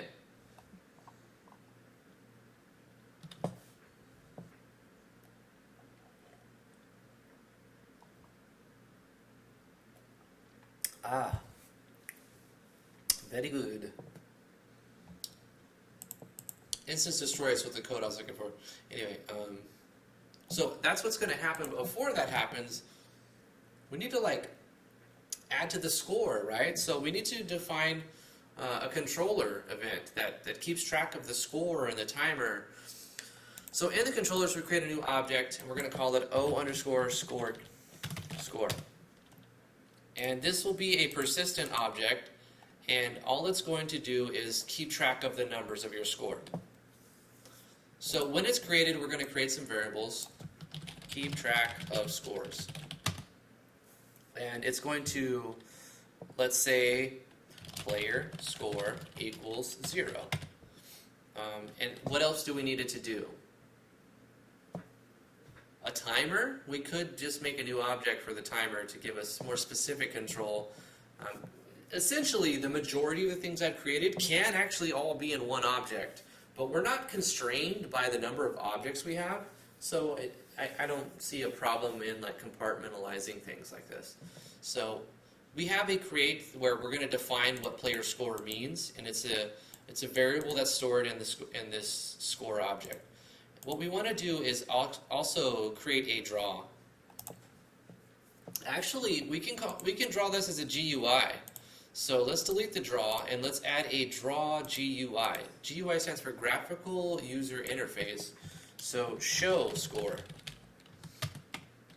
So whenever we add the draw or draw GUI, we don't need to draw self because we're not going to have a sprite. And draw GUI doesn't work the same as draw, so this object is not necessarily being drawn or done anything, but this object is going to control the graphical user interface. So here we're going to basically show text, basically. So we're going to say draw text wherever we want it. Let's just give a little padding of 32 by 32, and then what we're going to put in here is called player score, and it's going to know what player score is because we defined it. And this variable can be changed. It's going to be set to 0 at the beginning, so it's going to say 0 at the beginning. But I think that's all we need to do right now. We'll make it persistent so that it shows up constantly, and what we can do is inside the starting screen we can have it get rid of itself. Yeah, let's do that. So we'll make a score object, and we will put it not on the start screen, but we'll put it on the first stage. So it's confusing because I have title and then start. What I'm going to do is rename start to level 01. Are we going to have over 99 levels? I don't think so. So I think I can go with level 01 instead of 001. I think we'll have probably a lot less than 99 levels. So I'm going to rename that. It might cause a bug somewhere because I think I've referenced that at some point. Actually, I know where I've caused that to happen. Inside of this room's creation code, we're referencing current room. So with controller, set the current room to title. And that's all that's happening. That's fine. And then over here, in the creation code, we can say with current room, set the current room to level. I'm not even using this code right now, so that's fine. And in fact, don't necessarily need that yet. I'm going to leave it like that just because if I do want to use this code, I don't like to immediately delete my code. I like to keep it around in case that I find a reason to use it, and it's like another idea that's written on a chalkboard somewhere, even though it's not currently being used. Once again, I said this before, at the end of the game before I release it, I go through and I delete commented out code and I remove defunct objects just to optimize it further. But we're not near the ending of it yet. We've got a little ways to go. So now that we've got an object, we need to put it where it needs to be. So on level 1, hello, where's our map? There's our map. Let's go to the creation code. Actually, we don't need to use the code for this. Let's just drag and drop it on the map. Let's go to the instance layer, we're already there, and drag and drop this score object right there. Once again, I need to keep my naming convention clear. It doesn't matter if you capitalize this or not, but if you're going to capitalize and do things in a certain way, you should probably be consistent and make it all the same pattern. Like if you're going to do camel case, or if you're going to use underscores, or if you're going to capital or not capital, you should just be consistent. So I'm going to do that. Now this is my naming conventions for objects. Obviously, I'm not using the same thing for variables. I'm just using lowercase for that. And it's all arbitrary, so it doesn't really matter. It just helps you stay a little bit more organized. So what we're going to be doing here is saying with object underscore score, I want to do something specific. We want to say player underscore score plus plus, or equals itself plus 1. Plus plus just means add 1 to it after checking it. You can go plus plus and then do that. It won't make a difference unless you're doing it in a for loop and then checks before or after. It's irrelevant, but let's say we get 1 point for the clicky thing.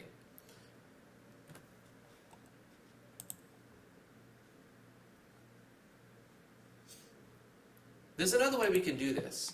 If we didn't want to use with this, we can instead say player underscore score. See, that's a reference of something on an object. So we have to say O underscore score, spelled exactly the same, dot player score plus plus.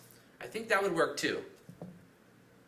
Because this is saying with this object's variable, add to it.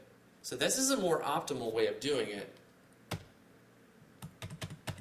For some reason I like this better though. With this object, do this. Because then I can put a list of things that I want to happen, and I don't have to write O_score a bunch of times, which becomes redundancy. So with the score, increase this variable. What happens if we just say player score plus plus? Well, inside this object, it doesn't understand what player score is, because player score is a variable that's stored in another object. So we have to reference where it's at before we can say, do this thing. So it's like, go get me the milk. Well, I don't know where the milk's at. There's no milk in this room. Go to the kitchen and get me some milk. So in this instance, the kitchen is the object that holds the milk, right?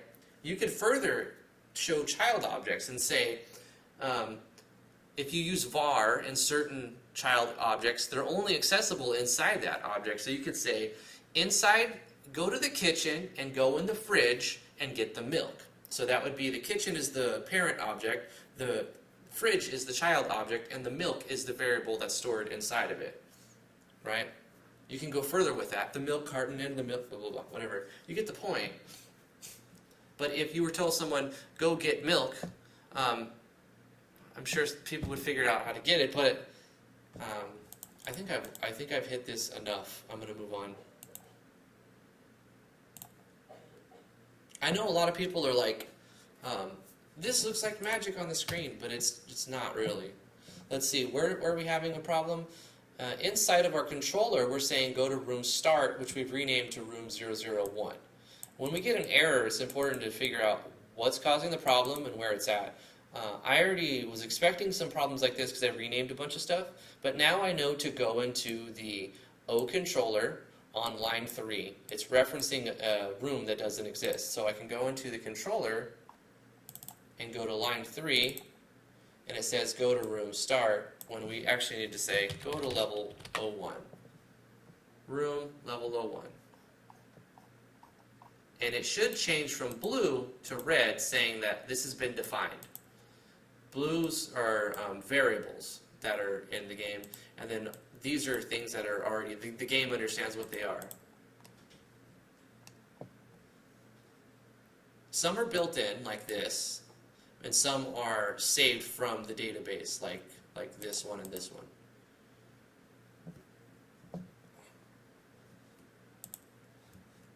Okay, now that we fixed that, let's try it again. I like the part where Drift talked about milk a lot. It reminds me of Dan and Aaron. What was your favorite Game Grumps episode? I like the part. What did he talk about though? I forgot what it was. They were playing some frog fishing game or something. You can see the zeros in the top left. It's probably not the best font for it, but it's not too bad. Let's actually write in some extra stuff to show. Like, it says 0. Maybe the player doesn't understand what the 0 means or does. So let's fix that and write in for the score. Let's say draw text, player score. But what we can also do is add extra stuff to this. We can put parentheses to specify a string of text. We can say draw, specifically say score, and then leave a space. And then we're going to add a plus. So we're saying make it so that we draw score and then add a space and then show that variable, whatever it may be. So now it should say score 0. And let's see how that looks.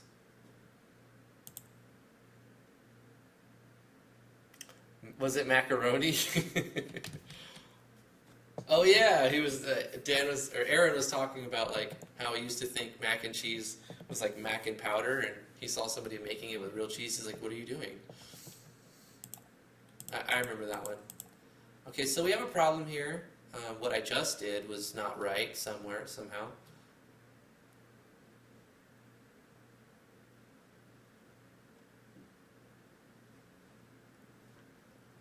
Can I not do that? Can I not have two things like that? I thought you could do that.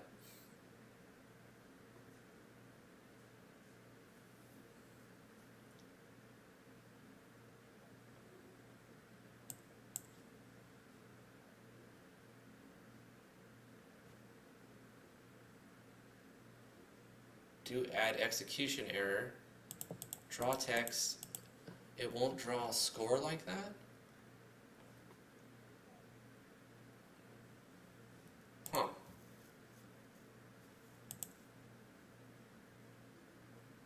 Where did I mess up? Do I use single things like this? I don't think that's right. That's definitely going to crash, but yep, it even tells me that's wrong. Expected more argument, yeah. Okay, so this is the right amount of arguments, right? Because it's saying this and this. That should work. Draw text on the GUI. Why is that not working, though? I mean, I could just do draw text. 32, 32, score.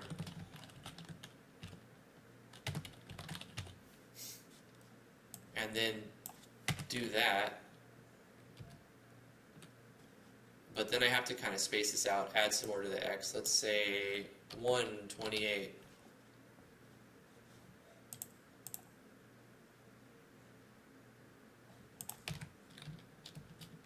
Core 0. Why doesn't it let me do both in one? That's weird. I thought it would let me just combine them together. So I need to move them both over a little bit to the right. So let's say how many pixels? I don't know. Let's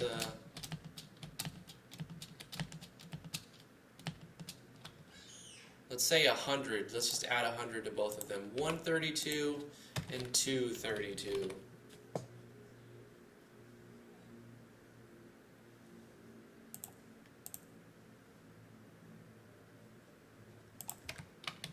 Score 0. I feel like I can move the score back. I can move them both back. Let's move the score back 50 pixels. And the 0 back 25 pixels. Let's just go like this. The score can go back to 100, so I lose 32 there. And this can be 175. 125, 175. 120, 180,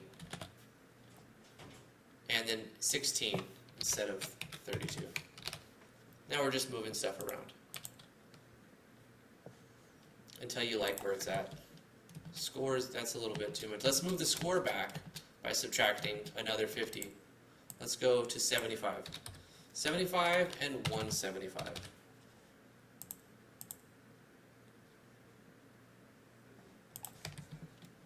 I like that. You guys like that? Let's change the font though. Should it be red?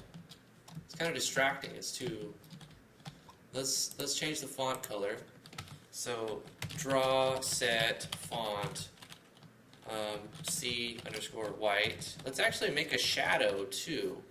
What we can do is draw this first with a shadow with black font and offset that with so let's go like this, black. And then we'll change this to subtracting. Wait, do we want the shadow to go to the left, to the right? To the right. So we'll add 3 pixels on the X and maybe subtract 1 pixel from the Y. Or no, make it go down. So add 1 pixel.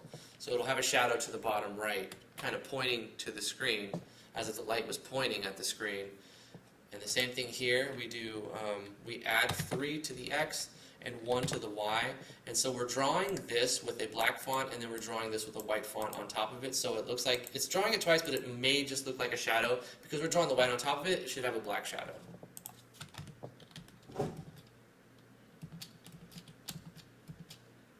Is that actually working though? So it doesn't look like it has a... Oh wait, it's using 2 different fonts, and it's not even using... Oh, draw set font. I'm stupid. Draw set color.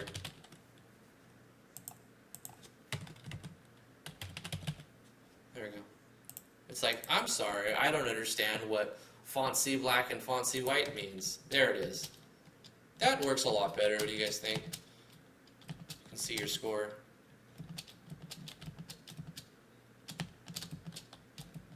Okay, now that we can see our score, and it's a variable that should change, let's add some objects to the map, the clicky object.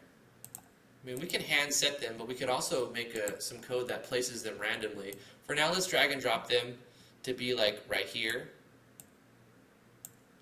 And then we can drag another one right here. Drag another one right here. And another one right here. And then another one right here.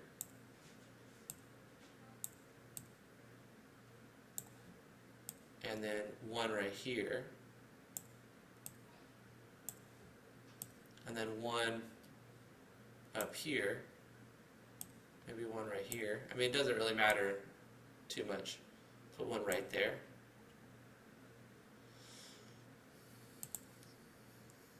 Let's just see what happens.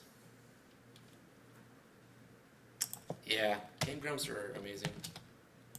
Hey, it works. Look, we click on it, it disappears. It doesn't cause any obstruction, but we click on it, it disappears, and it adds to our score.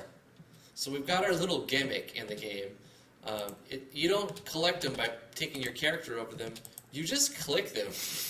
So now you have to move your character around and click things as you're going.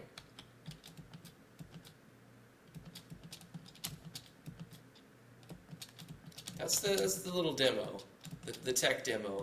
Now we make some actual levels. I don't think we'll use this level, but you know what? We might as well. We'll create this. We made it. We might as well use what we made. We'll use this level, but we'll make some bigger. This will be like level 1, the simple one. This will take us to the second level. Our score will stay the same because we've set this object to be persistent. We also want to give score for completing the level, but how many points should we award for completing the level? You think 10 points? Maybe, I don't know. Super Drifty 64. Let's put one more. Let's put one more object. You know what we could do? They don't have to be on the map. Like, they can be like inside of like, yeah, they could literally be anywhere, since the player doesn't have to go to where they are.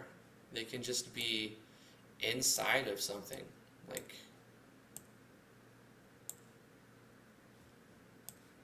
just like that. And I imagine I'll have different ones for different values.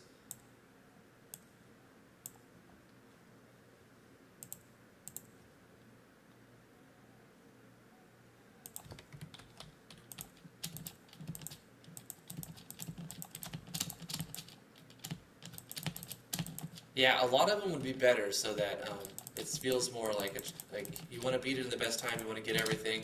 I mean, we missed some, right? We missed one up in the top right. So to get that one, if you wanted to get every point, you've got that secret hidden coin up there.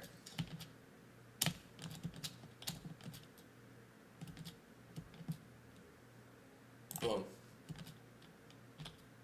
14 points. Let's say we get 10 points for beating the stage. So with the portal, what we can do is, we're already saying with other, and that's the player. So when we collide with the player, we can do more than just manipulate the player. We can also say O underscore. Let's use the other way of doing it. We can say with the object, the score object dot player score plus plus. No, we'll say equals itself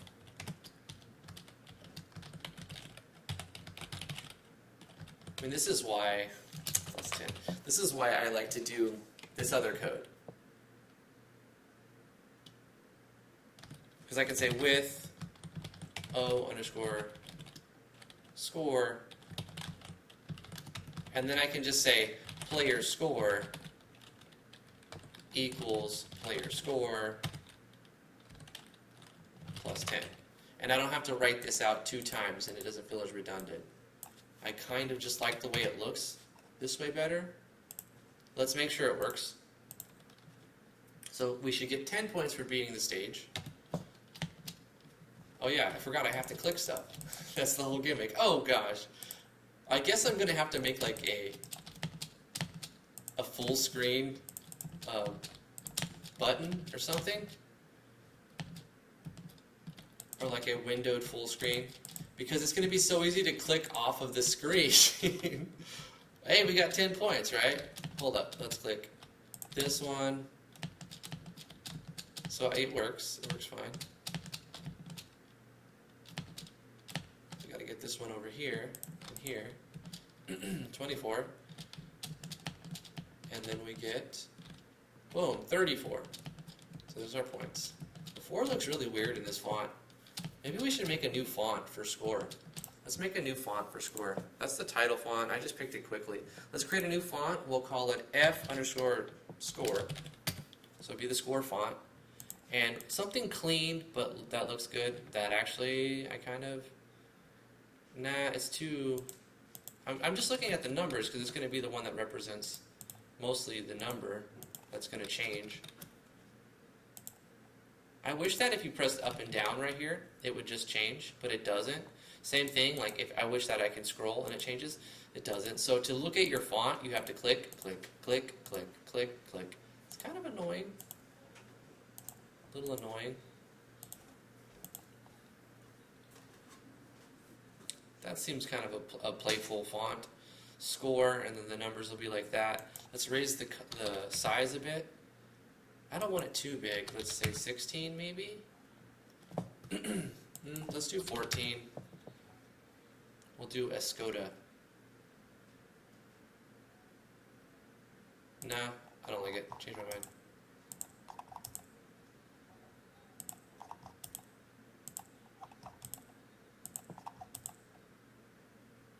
I don't want to get too hung up on it. But something that looks really good. Impact. I use that a lot for thumbnails too.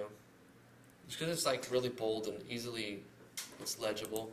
I would like it to not take up too much real estate though. This will work fine. But let's go with that one. Very video gamey. And then what we'll do is at the beginning before we're drawing stuff, we'll go draw, set, font, and then right here we'll say F_score. So we made a font specifically to draw this stuff. And nope, don't open. Just click save, please. Thank you. Did I click open again? Did I freeze it? It's fine. Okay.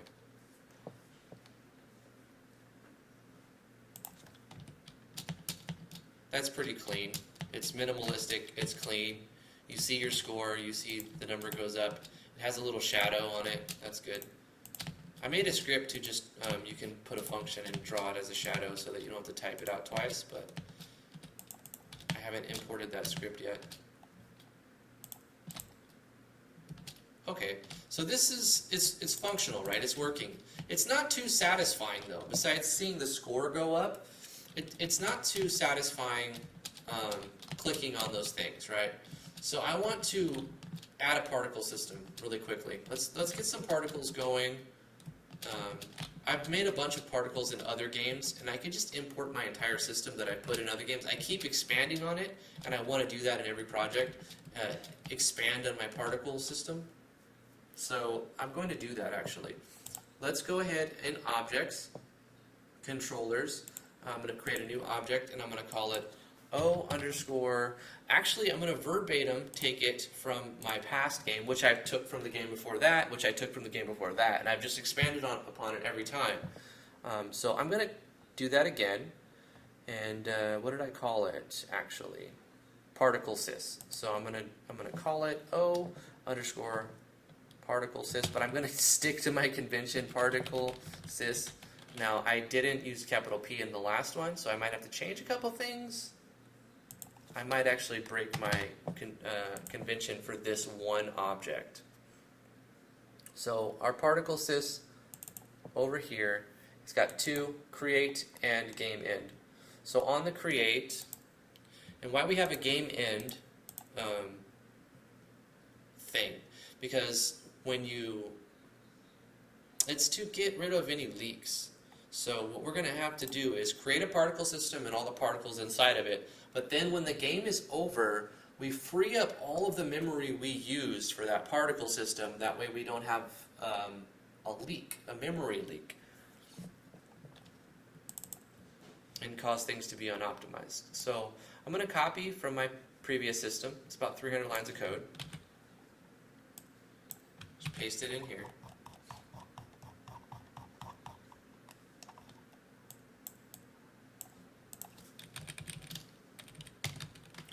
And what I'll do is at description, also commented out, we'll say particle systems. So here we have a couple of layers that don't exist. So I need to create a couple layers here. Top particle layer and bottom particle layer. Now I could just do one particle layer, but I've already set up two in this system, so I might as well just use them. And I'm going to keep them, once again, verbatim. And I'm going to put the particle layer on the very top. Bottom particle layer will go behind the instances. So I'm going to go here, and I'm going to create a new layer, which will be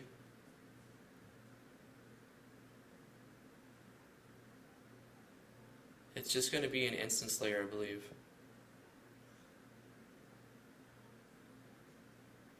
Yeah, it's an instance layer. So I'm going to create two instance layers. I'm going to put my instances where everything is at on that one, but I'm going to create a bottom particle layer.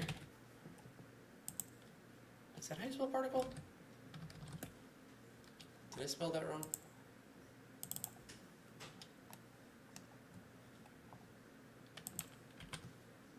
Why does it keep jumping? And this will be top particle layer.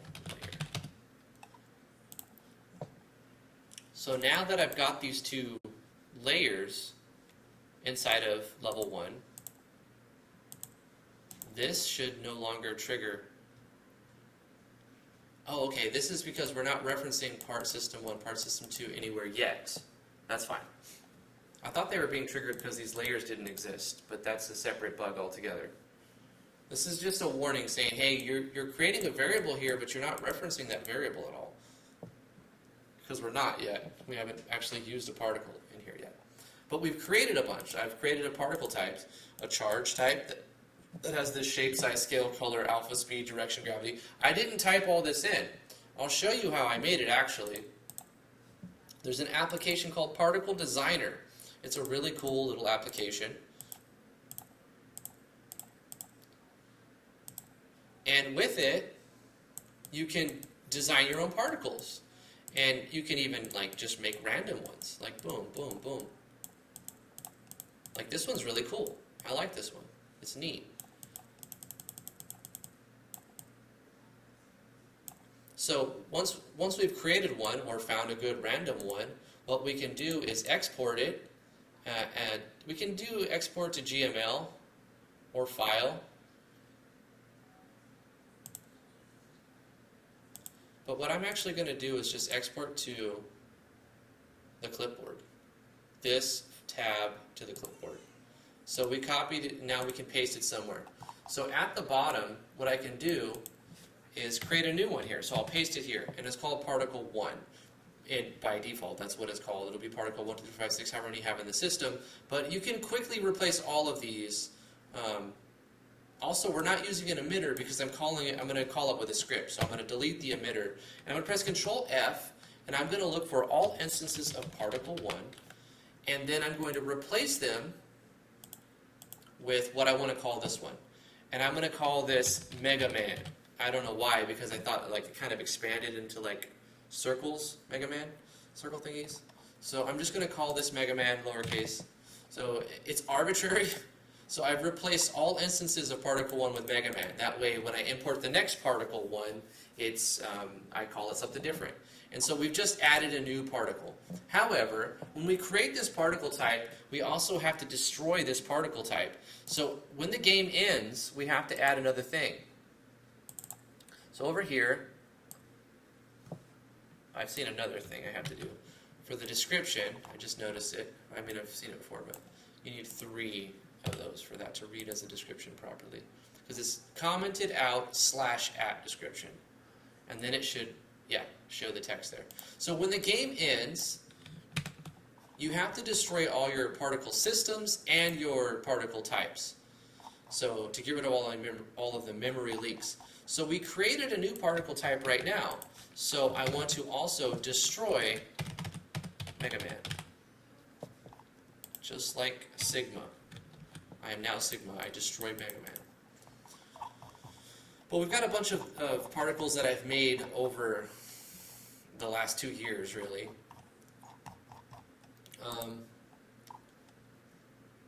Which is good, but we're mainly going to reference new ones. I'll probably make new ones. So let's use the Mega Man particle that we just created. And what we'll do is we'll call it with a script. Now let me look at the script so that I can not waste my time and try to relearn it when I've made tons and tons of these scripts. So what I've done with scripts in the past is I've created a category of scripts. So I'm going to add a group of scripts called particles. And then I make scripts specifically that are particle scripts. And let's take, for example, one of the last ones I made over here. And I'm going to copy this to reference it. So what I'm doing here, I'm also going to rename it to be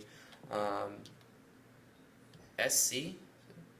Oh, for particles I use P.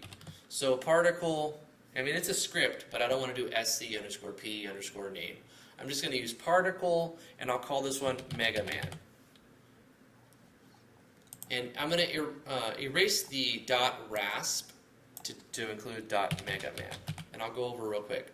So the first thing that I'm passing in with particles here is we're using particles create, and what you can do to call it. And I could just type this inside of the object to call it. So I don't need a script for this. But what the script does is it lets me have shorthand. And I can pass in certain arguments to not have to type this whole line when I want to show a particle. Instead, I type in P_Megaman, and then I put an X, a Y, and however many I want to emit. So it's like a way to implement shorthand into your code. So I'm creating some temporary variables, X, X, Y, Y, and amount, and creating those as arguments 0, 1, and 2, and 0, 1, and 2. And arguments are things that you pass into a function for it to know what to do with them. So the first thing we're just basically, we're instantiating particles create. And what that's looking for is an index, and we're saying use particle system 1 inside the particle system object. And the reason why I could just capitalize particle system.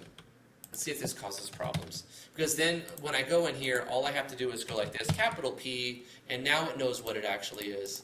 Object, capital P, and it knows what it actually is. And since I'm going to manually put these in here anyway, it shouldn't be a lot of work to bring this object up to speed and to my new naming convention. So these right here are the, I'm saying create a temporary variable for x, x, y, y, and amount, and then instantiate particles create, passing in whatever I want here, whatever I want here, and whatever I want here. But it's basically doing, playing this particle from this particle system object, passing in the variables that I'm telling it to do. Okay, I've said enough, I've talked enough about it. Let's use it and let me show you what it does. So now to call this, all I have to do is type P_Megaman and then put in the X location, the Y location, and the amount of particles I want to emit. That's why we're not using an emitter. Let me minimize this so I can see chat again. Let's use it. I want to show it off real quick. So now, all right, okay, we're not going to do it here. We need to do it with an object that's visible. So here we go. When the player left clicks on this object. We're going to have it increase the player's score and destroy itself. But before it destroys itself, I want it to call the Mega Man script, which is going to instantiate particles create, and I want it to be displayed on X, Y, and I don't know, let's do 25. Actually, let's do 100 and then reduce it. It's kind of the go crazy with it and then bring it down. Usually you want particles to be very minimal. I'll probably end up using 10, but I just want to show you. I'm going to exaggerate it, right? So now I don't have to type a long line of code when I want to draw particles. I just type the name of the particle I want, where I want it to be, and how many I want to appear. And the reason why I like doing it this way is I can reference X and Y. I mean, you can do it either way, but when I put it on this object, I'm referencing X and Y as a local location, so it's starting from this object's X and Y itself. Of course, I'll have to move these a little bit because the X and the Y 0, 0 also is based on the orientation or the origin of it. So it's set to be right here, so all the particles will emit from the top left, which I don't want that, so I'm going to say middle center. So when we click on it, all of the particles will now emit from the center of this animation sprite. That will change them on the map, so they've moved a little bit on the map. It's not a big deal. Let me just move them, go back to the instance layer, move these back a little bit, move these back a little bit, and bring this up some, to the right, a little bit like there, to the left, all the particles you own in the box to the left, and there, and I think it should look, it's going to look crazy with 100, unless it bugs out and crashes, which it might, but we'll see what happens. We'll fix it. Okay, is it crashing? It does, okay. So why is it crashing? It cannot find part system 1. Unable to find index 3 named particle system. Object part sys. Did I say system when I created the object?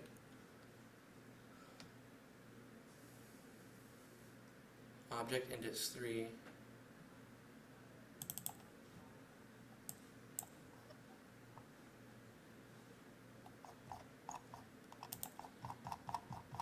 Trying to figure out why it crashed here. It's probably because I renamed it. There's Mega Man. Came in. Part system 1 is not capitals. This is all this to destroy it. That's fine. Line 9 of the script. So let's look at the script. Particle syst. Object under particle system, part system 1, object under particle syst, Mega Man, part system 1.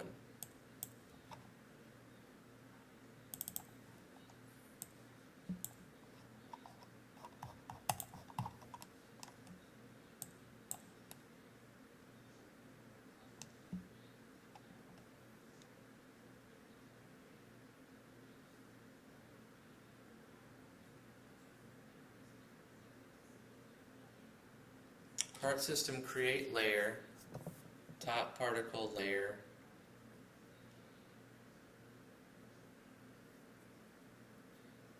top.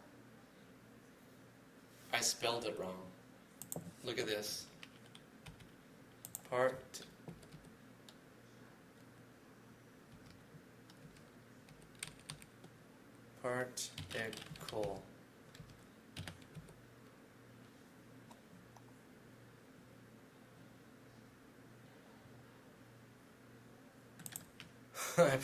Partilsy. I even looked at it and I was like, did I spell that right? No, I did not spell it right. Particle. Okay. I even stopped and looked at it and I was like, did I spell that right? Yeah, that's right. Okay, what's wrong now? Is it the same thing? Hold up. Top particle layer, bottom particle layer.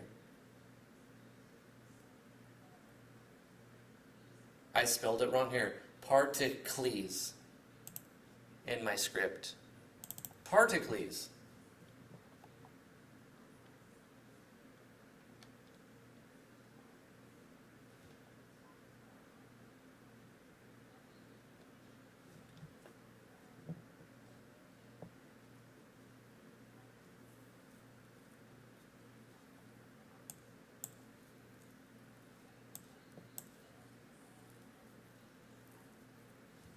So we have object particle system. I mean, it's got to be because I renamed the object. And I knew this was going to happen. I could just fix it.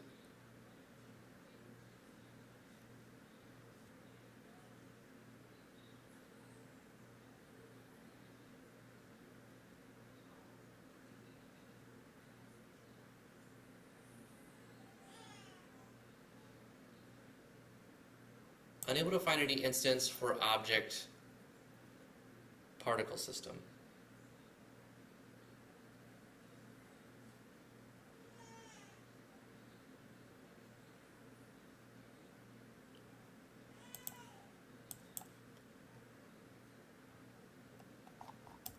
I'm trying to figure out what I did wrong. I definitely am like right there.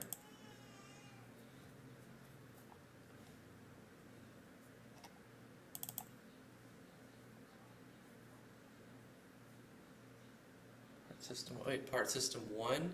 Am I saving it on part system 2?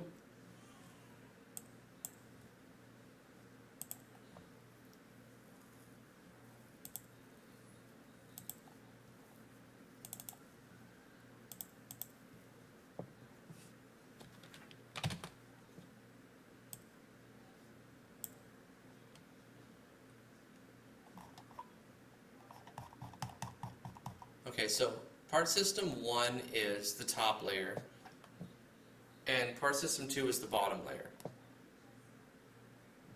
And it's just a reference to that. So let's see.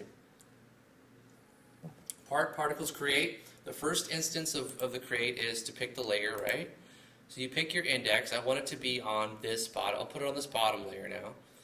This many, that many. And the particle type is the particle that I stored as Mega Man inside the object particle system.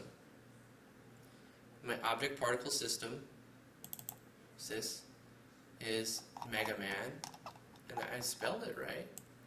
I mean, it's all spelled the same.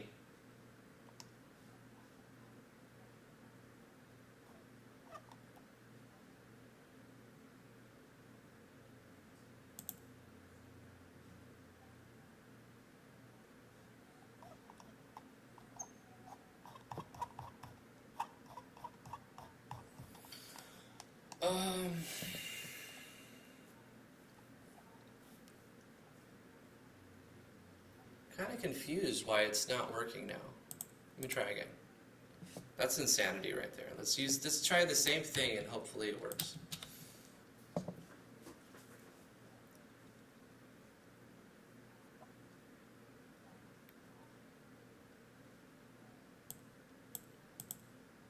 I can't find the instance of object particle. Oh my god, I'm so stupid.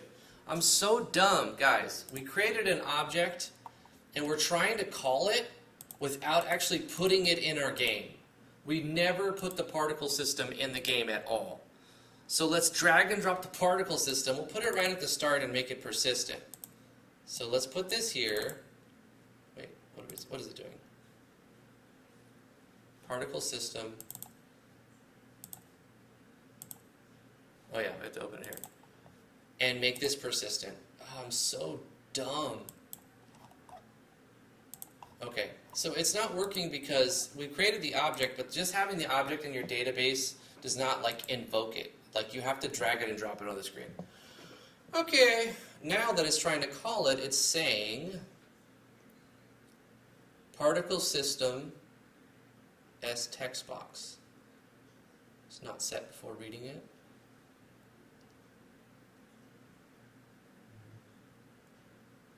Part type sprite, level quest. I think I put some code on it.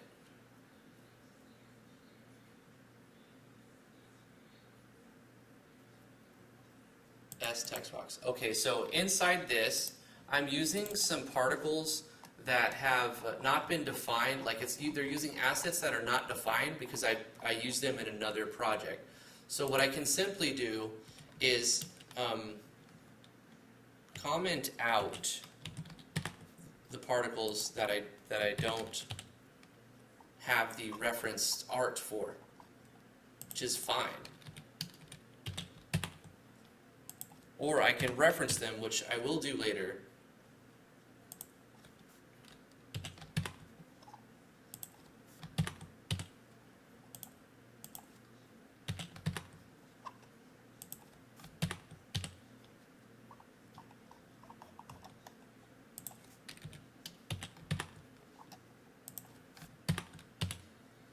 There we go.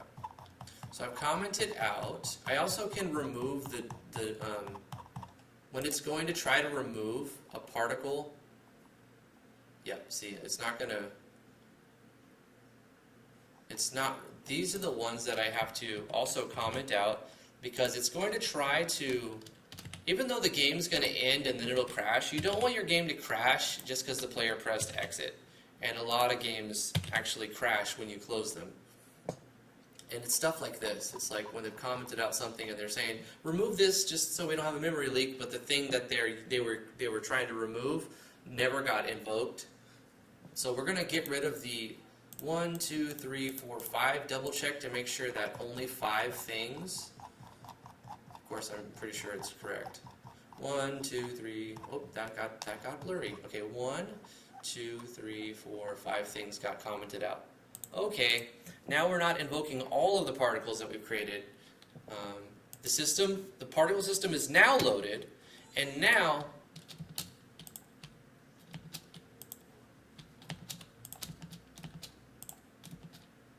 it's not showing particles.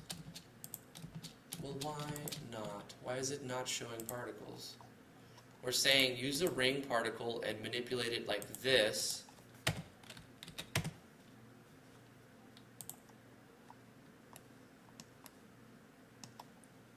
On this one, that's bottom particle layer, that is, why is it not showing particles? I've done this a bunch of times and I haven't had this issue, but that's fine. This is the price to pay to make it look good. Maybe 100 is too many. Let's go to the Mega Man script and change this. Or not the script, the invocation of it on the particle clicky thingy. And change it so it's not calling 100 of them, but instead it's calling 25 of them. So we're saying call this script passing in this value of X, this value of Y, this many times. 25 emitters. And then destroy this thing. I think even if this is destroyed, it should still have this script running in the particle system, so that it's calling this, passing in the X of where I clicked it, the Y of where I clicked it, and that many particles inside the particle system. Let's change this to 1 and put it above everything, and also reduce it from 100 to 25. We changed 2 things. I honestly don't think either of those should have made a difference. Yeah. For some reason, our particle is not working. Let's try another thing. Let's take this code. Let's duplicate this script. Let's duplicate it. Except this time, let's replace the Mega Man script with a different one. Wait, I actually needed that particle system open. Let's just do this charge one, the first one right here. It's using the shape ring. Maybe let's try this one, shatter. So we'll use shatter, which is one I made way back.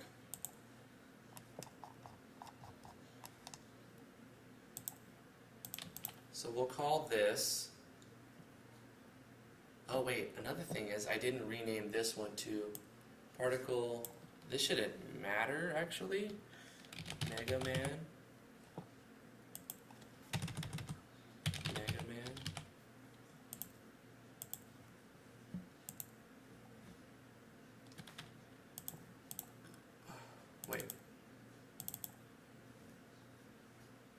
call this one, what did I call it? Impact? Shatter. Shatter, Shatter. We replace Mega Man with Shatter.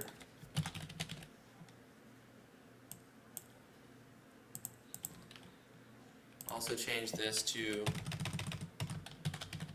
nope, Shatter, and this one to Mega Man. What?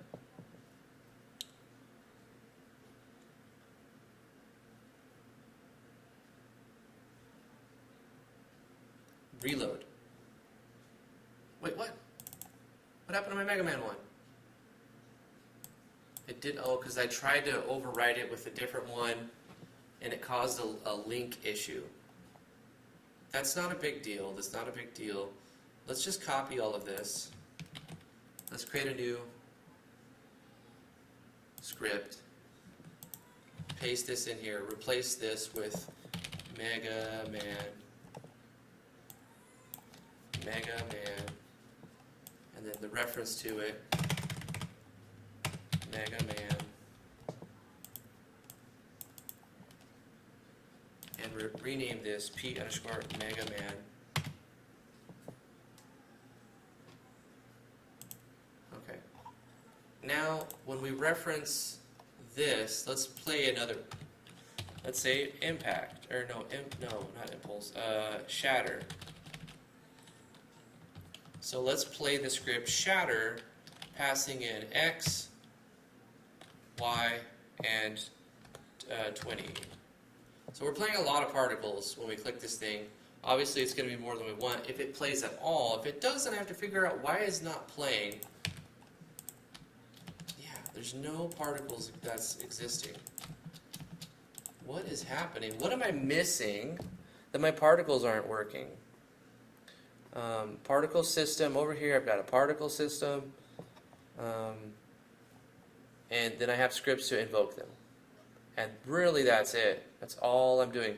So if let me show you guys what I'm talking about. I have a particle system over here. This is one of my last games. And I've got the same code happening over here, except I'm using underscore lowercase particle system, because that was the naming convention I picked here, which is an arbitrary thing anyway. And I'm changing the things for that.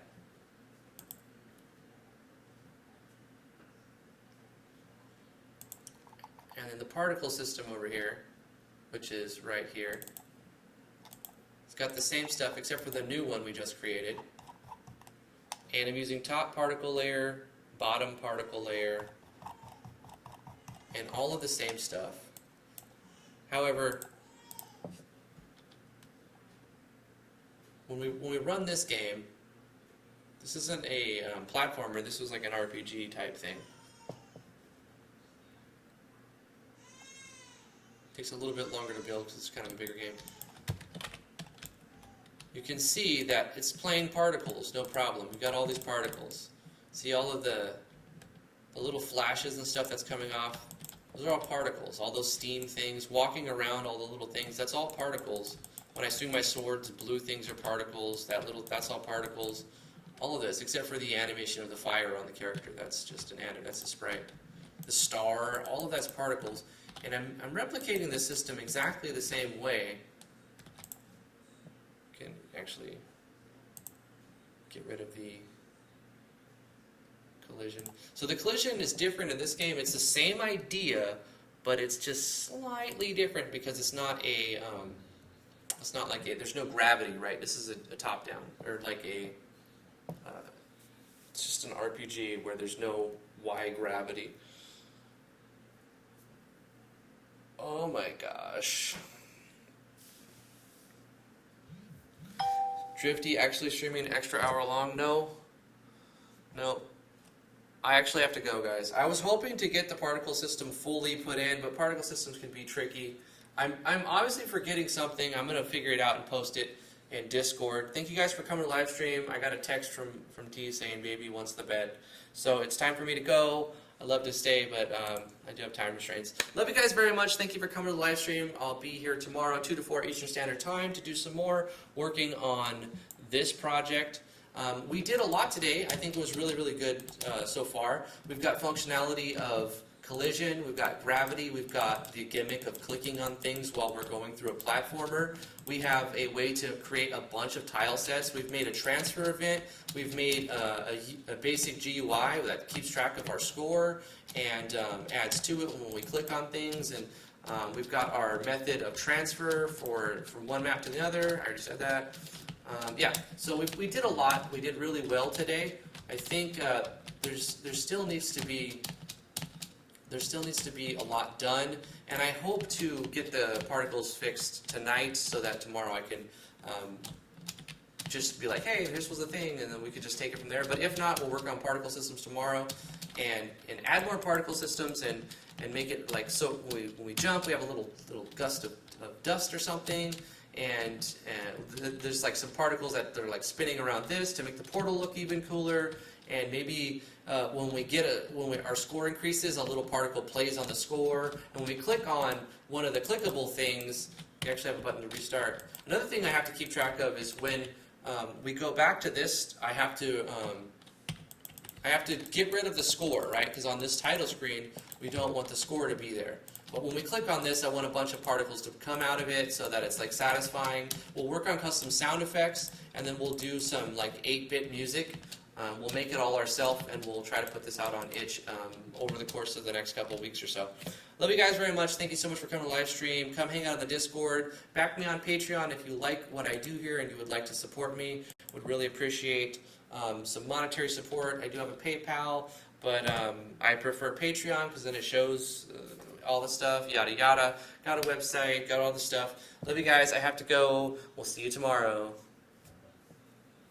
Oh, go download my last game release. I used RPG Maker MV. It's called Legend of Driftwood, and it's current version 1.62. It'll be that way for a while, for at least a few months. It's got a lot of downloads already. It's got, I think, 400 something views, which is cool. I like seeing those numbers go up. It's free to play, absolutely free. The asking price is $4.99 as a donation, but you can donate anything you want or nothing at all and just download it for free. I like seeing the downloads go up even if there is no donations. So I really appreciate it. Go check that game out. Also, I think only one person rated it. Like, it's got a rating of 5, but only one person rated it. So please go rate the game. I think that helps the viewability of the game. But other than that, thank you for coming to the live stream. We'll see you guys tomorrow. Have a good one. Bye-bye.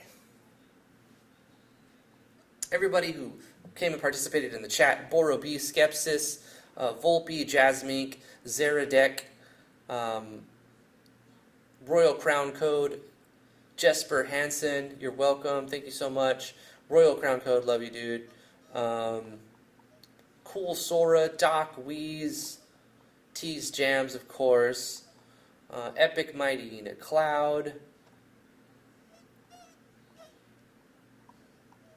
Anybody else who's lurking, Sparrow 9612. Anybody who's just not saying very much. Ekaterina, Roger Lestickman. I'm scrolling up, seeing new names. Fortnite Mapper. Everybody else who I missed. Love you guys. We'll see you tomorrow. Bye bye.